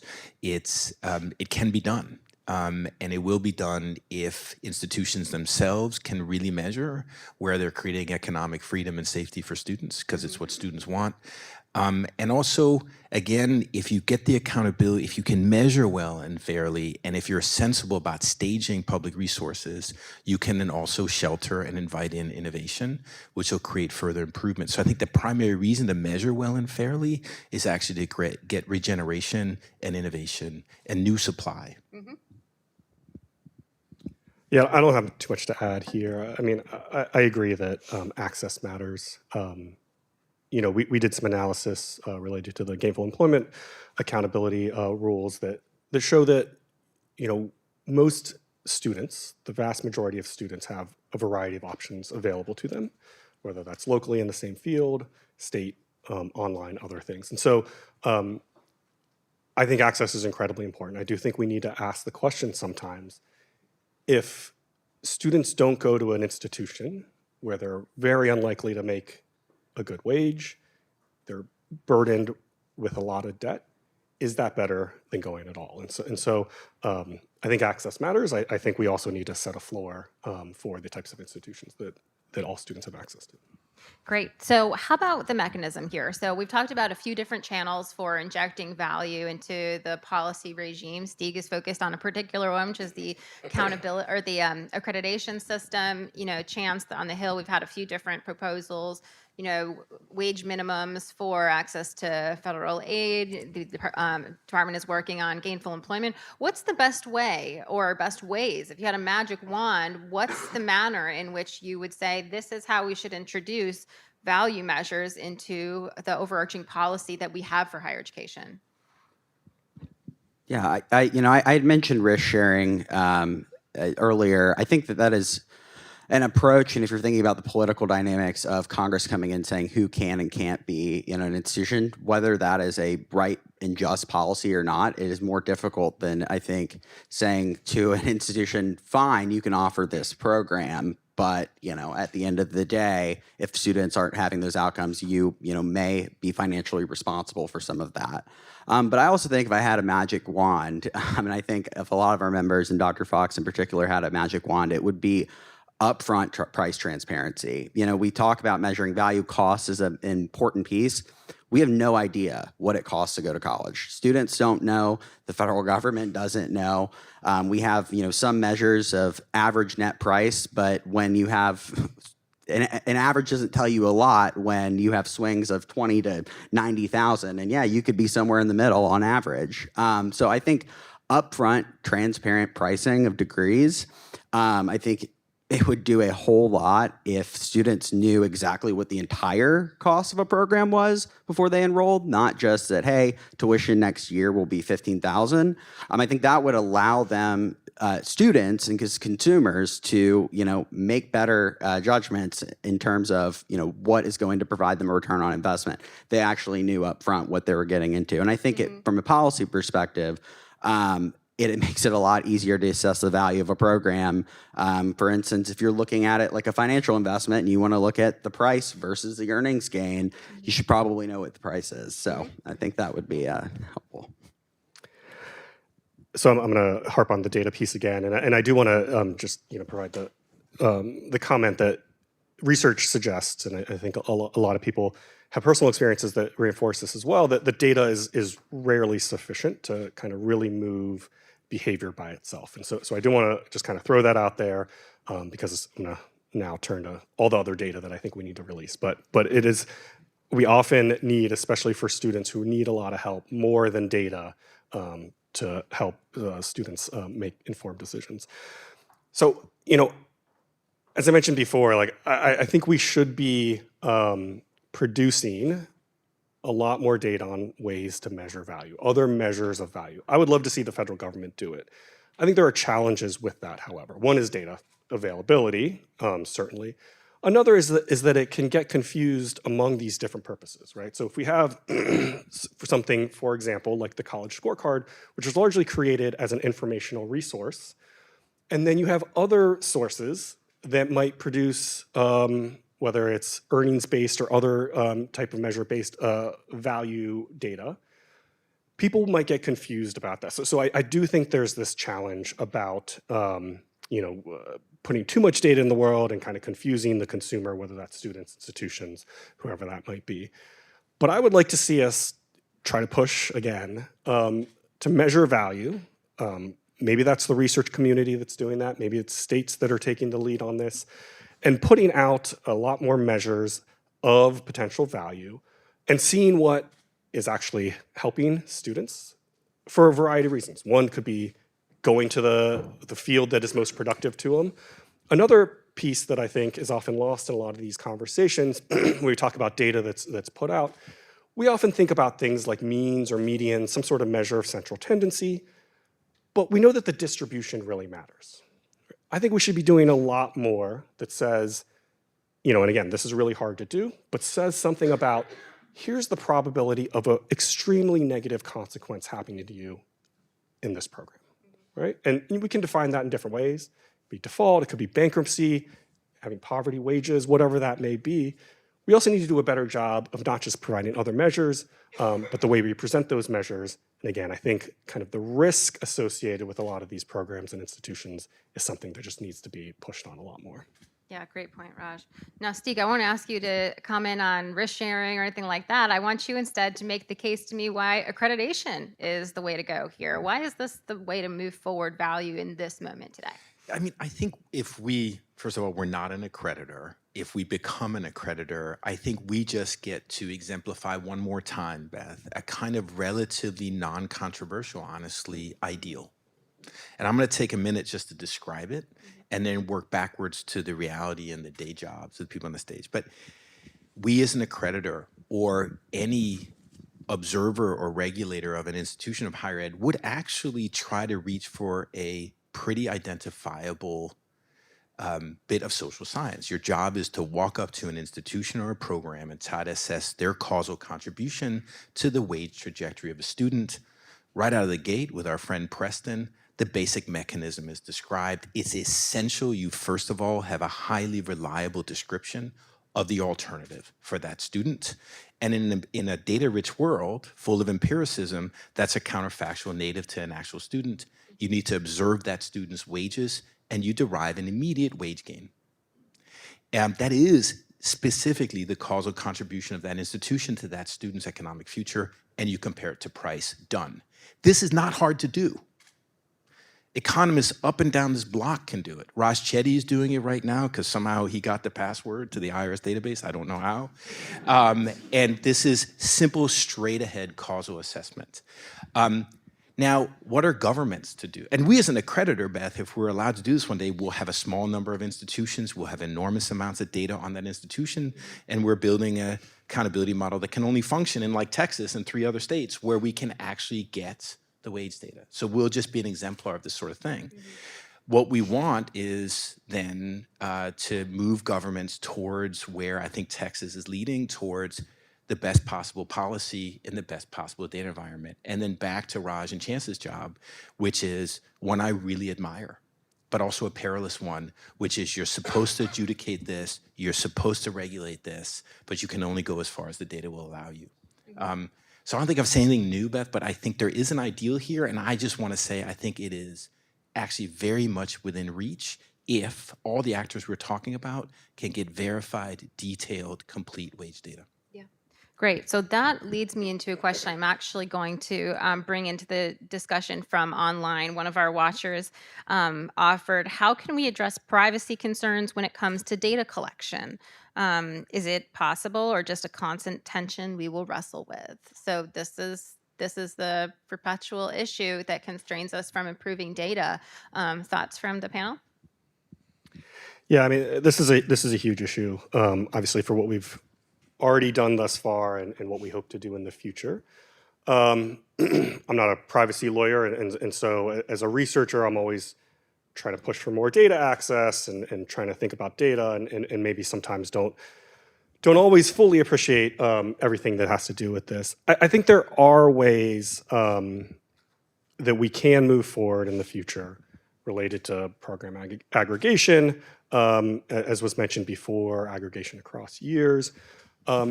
This does create this issue, however. From a knowledge perspective, we want to have as many subgroups as possible, right? Like what we do with those subgroups, I think, might be a little bit more contentious, but we want to know the information at least about these different subgroups as detailed as possible. If you do that, you're cutting these cell sizes smaller and smaller. Now, there are statistical ways that we can deal with this, right? So for those of you who are really engaged with kind of privacy and data, you might think about kind of the SALT process or statistical noise that is added to some of these things. I think that's promising in some ways. It does, however, again, raise some questions. I think they're surmountable questions, but it does raise some questions about then the use of those data in, for example, informing the public versus an accountability regime. If you're going to use it in accountability, it usually means that you want that n size to be even bigger than you might for a research perspective. So I do think there are these trade-offs here, that are really important, and I think a lot of people don't fully understand that it's a practical thing that impedes a lot of the analysis that's talked about up here today. As a researcher, again, I would love it if I could just do cell sizes of 1 and look at every individual person's, wage gain. And again, in my normal job as a professor, that's what I do using a bunch of, in partnership with a lot of the states that I work with. But if you're talking about the government use of it, if you're talking about deploying that data at scale, whether it's releasing it or using it for accountability, then you do need to more information to be able to do more specific policy with maintaining the privacy that is the utmost concern. Yeah, and I'll make kind of clear, Dr. Fox is pro data and pro transparency, and our members are very much on board with that, but I do think the privacy piece is important. I understand, we understand that right now, what is it, about 70% of students, right, receive Title IV aid. That is, who's being collected. But I think from the federal policy perspective is why, for instance, why should that matter? If we're trying to assess the value of the dollars being spent from the taxpayer's perspective, then it should really be reflecting, okay, what are the outcomes of those students receiving taxpayer dollars? And I think the other piece is, you alluded to, how that data is used. And ensuring that there are strong protections between, what is being collected, and that is clear. I think there are concerns with some pieces of legislation that are out there where it's kind of open-ended on, some unelected group of folks could say, well, today this is the data point that we want collected. I think that draws a lot of concerns from the privacy community and a lot of members on our committee. So, got it. Steve, any thoughts on this one? Just an observation that I think this problem comes in two completely different halves. They were both just commented on. One is a question of econometrics and statistics. At some point, a group becomes too small to be measured both reliably and with privacy. I don't worry about that one. There's a giant swath of measurement that we can do with large n sizes where every student is anonymized. It does have its limits, but there's a wide open territory there of large programs and large institutions where data can be anonymized. There's a completely separate one, which is we're talking about the IRS here. And we're talking about the census, and we're talking about state unemployment insurance data systems. We're talking about the federal government and the state governments that have collected earnings data on individuals. And that triggers political and ideological discomfort and debate and difference. And I think that one I have no answer to, but it needs to be either mitigated or overcome in some way and carefully dealt with so that the data is there. It does sit in the IRS database. Yeah. Almost nobody has the keys to that thing. So can we imagine a world where those who are in some ways rightly skeptical about governments having privacy information, we can nevertheless find ways to access it to measure better? I'm hoping for that political resolution. Yeah. But as a matter of econometrics, Beth, I don't think the small n size problem, there's a huge amount of work we can do to measure better without reaching that particular issue. Yeah, great. I think at this point, I'd like to open it up to questions from the group here. We have a microphone in the back. We'll wait for that to get to you so that folks online can hear your question as well. Thank you so much. Greg Forster, American Academy of Sciences and Letters. Very encouraging to hear these conversations. Stig, you said that one purpose of these new measurements is to spur innovation. And if you look at the history of the accrediting bodies that we have now, if you go way, way back to when they were founded, part of their mission was not just to judge and evaluate schools, but to help them do better. They were cultivating a body of knowledge, best practices, helping schools navigate the transition from an essentially medieval educational model to the modern research university. It sounds to me like what you're doing, kind of baked into that, is a return to some of that accreditor as coach, not just accreditor as, you know, the person with the stopwatch measuring how fast you're running. But I wonder if you could speak directly to that. Is that part of the conversation? Yes. And again, this is awkward. I've never accredited anybody in my life, and in the room are people who have. But yes, if you, and let me just say a few things maybe accretive to that, which is if any outside actor, I don't care if it's an accreditor, the state of Texas, the federal government, can observe the value-added earnings gains over costs of students quite literally in a really, really fair way, then a couple of beautiful things arise. You can return it to the institution, they'll make use of it, they'll know more, they'll regenerate. The other thing you can do then is you can begin responsibly to means deregulate them, right? The more you can measure, this was Scott's point, the more you can measure the outcome, the more you can tolerate them experimenting and specializing. So that's a beautiful thing for an accreditor to do. It's also a wonderful direction for public policy to take, which is if we can actually measure that one correct basic outcome, well measured, free of second order consequences and so on, then you can begin to relax a little bit and let them innovate. So that's all part and parcel of it. It's actually, I think, the really perfect flowering of all this. And again, the biggest actors on this stage are the states and the federal government on this, which, let's not forget, write the check and actually do control the access gates to all of this. So if the governments, the federal and the states, can measure well and accurately, then they can begin gradually to tip towards returning useful data. And performance management is another one. I haven't met anybody who is in favor of performance funding a public institution in any state. I live in Massachusetts. It's even said in Massachusetts, right? But it requires enormous fidelity to legitimate measurement in order then to drive resources that way. So yes, yes, and yes. I'm going to interject another question from online, and this is one of my favorite types of questions as a moderator and my least favorite type of question as a panelist. So I'm very sorry, but here we are. That is predictions. So let's imagine that we were having this conversation in about 10 years. What do you think we'd be talking about? What will we likely have gotten done in this space? You have to answer. That's kind of the gig. I hope if we're having this conversation in 10 years, it's like a reunion of how this conversation led to broad-based accountability for all institutions of higher education and outcomes for students and taxpayers. But I do think, I said at the beginning, I am optimistic, and I do think in 10 years, with that in mind, that we will be in a lot better place, and hopefully it's more about what are the additional metrics, not, can we get any metric in place that, measures value. I'll just build on that and agree that, hopefully 10 years from now, we have great data on earnings that we feel really good about, and we've debated in the public square a lot. But we also have great data on, do people get placed in the field that they study? Do people have benefits in their jobs? Do people have earnings growth over time? And we're talking about some of these harder to measure things and talking about how do we take what we have and make them a little bit better. We're sitting on a stock of really great measures and data that, again, is available to a broad swath of people. I agree, and I think the breakthrough might come at a state first, where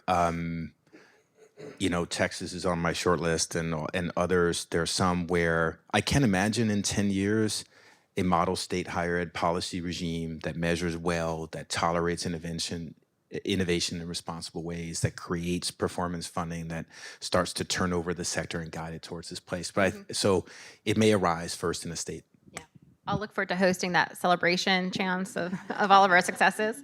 How about another question from the room? Right in the back here. Thank you. Artem Goler, Georgetown University Center on Education as a Workforce. So here is my question, I guess. How do you think about incentives, right? Like, for example, small sample size, privacy issues that we talked about. Yes, we'd like to have more data on it, but in the meantime, we have what we have, and we're trying to kind of move forward with what we have. So how do you think about does that create incentives for institutions to say just limit the size of their programs to avoid accountability?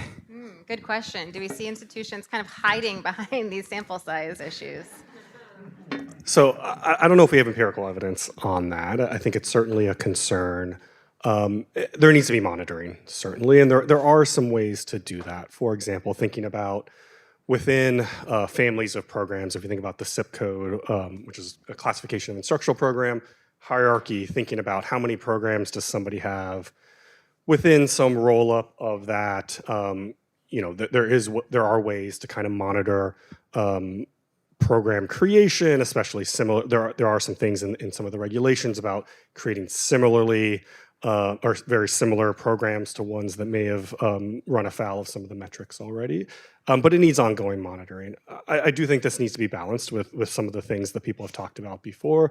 I mean, in innovation and program creation and all of these things. And so I think it is a concern. I think there are some ways that we can look at it.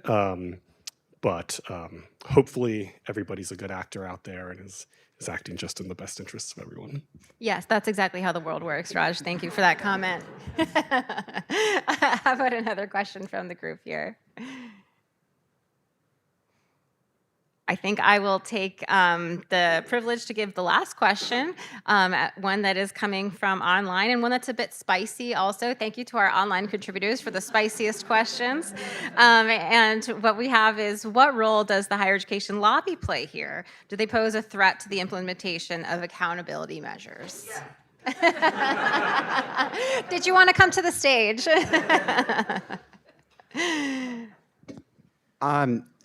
I think in any industry where there are lawmakers making laws that are going to affect your industry, there's going to be influence. I will say, at least from our perspective, I think that is a lot has changed in the last couple of years, and members are very frustrated with hearing from employers that they're not getting the talent that they need. They're hearing from students in families that college costs way too much, and then they're hearing from the administration that we need to cancel all the loans to some extent, whether it's through IDR and other policies. And I think that those types of forces, I think, are a lot stronger than they were previously, and are a lot stronger than some of the lobby that is out there. So, Stieg, how do you anticipate dealing with the lobby in your anticipated role? I don't know.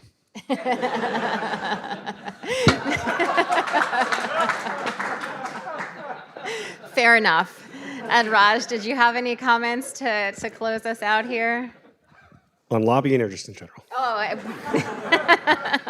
about lobbying specific to this issue? Yeah, I mean, so again, like in my role, that's going to be less of something that I personally deal with. But I will say, just to go back to the plug for the office of the chief economist, part of the reason for having people, come in who are really focused on the economics of the situation, the social science of the situation, are that in some ways, that's potentially a little bit more removed from some of the political demands and influences as well. So it's just a plug for offices like this being, started at agencies that don't have them yet, and funded more fulsomely at places that do have them.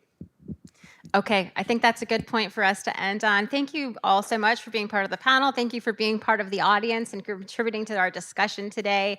I appreciate the excitement over an issue that I think is incredibly important and timely, so I appreciate your time. And please join me in thanking the panelists.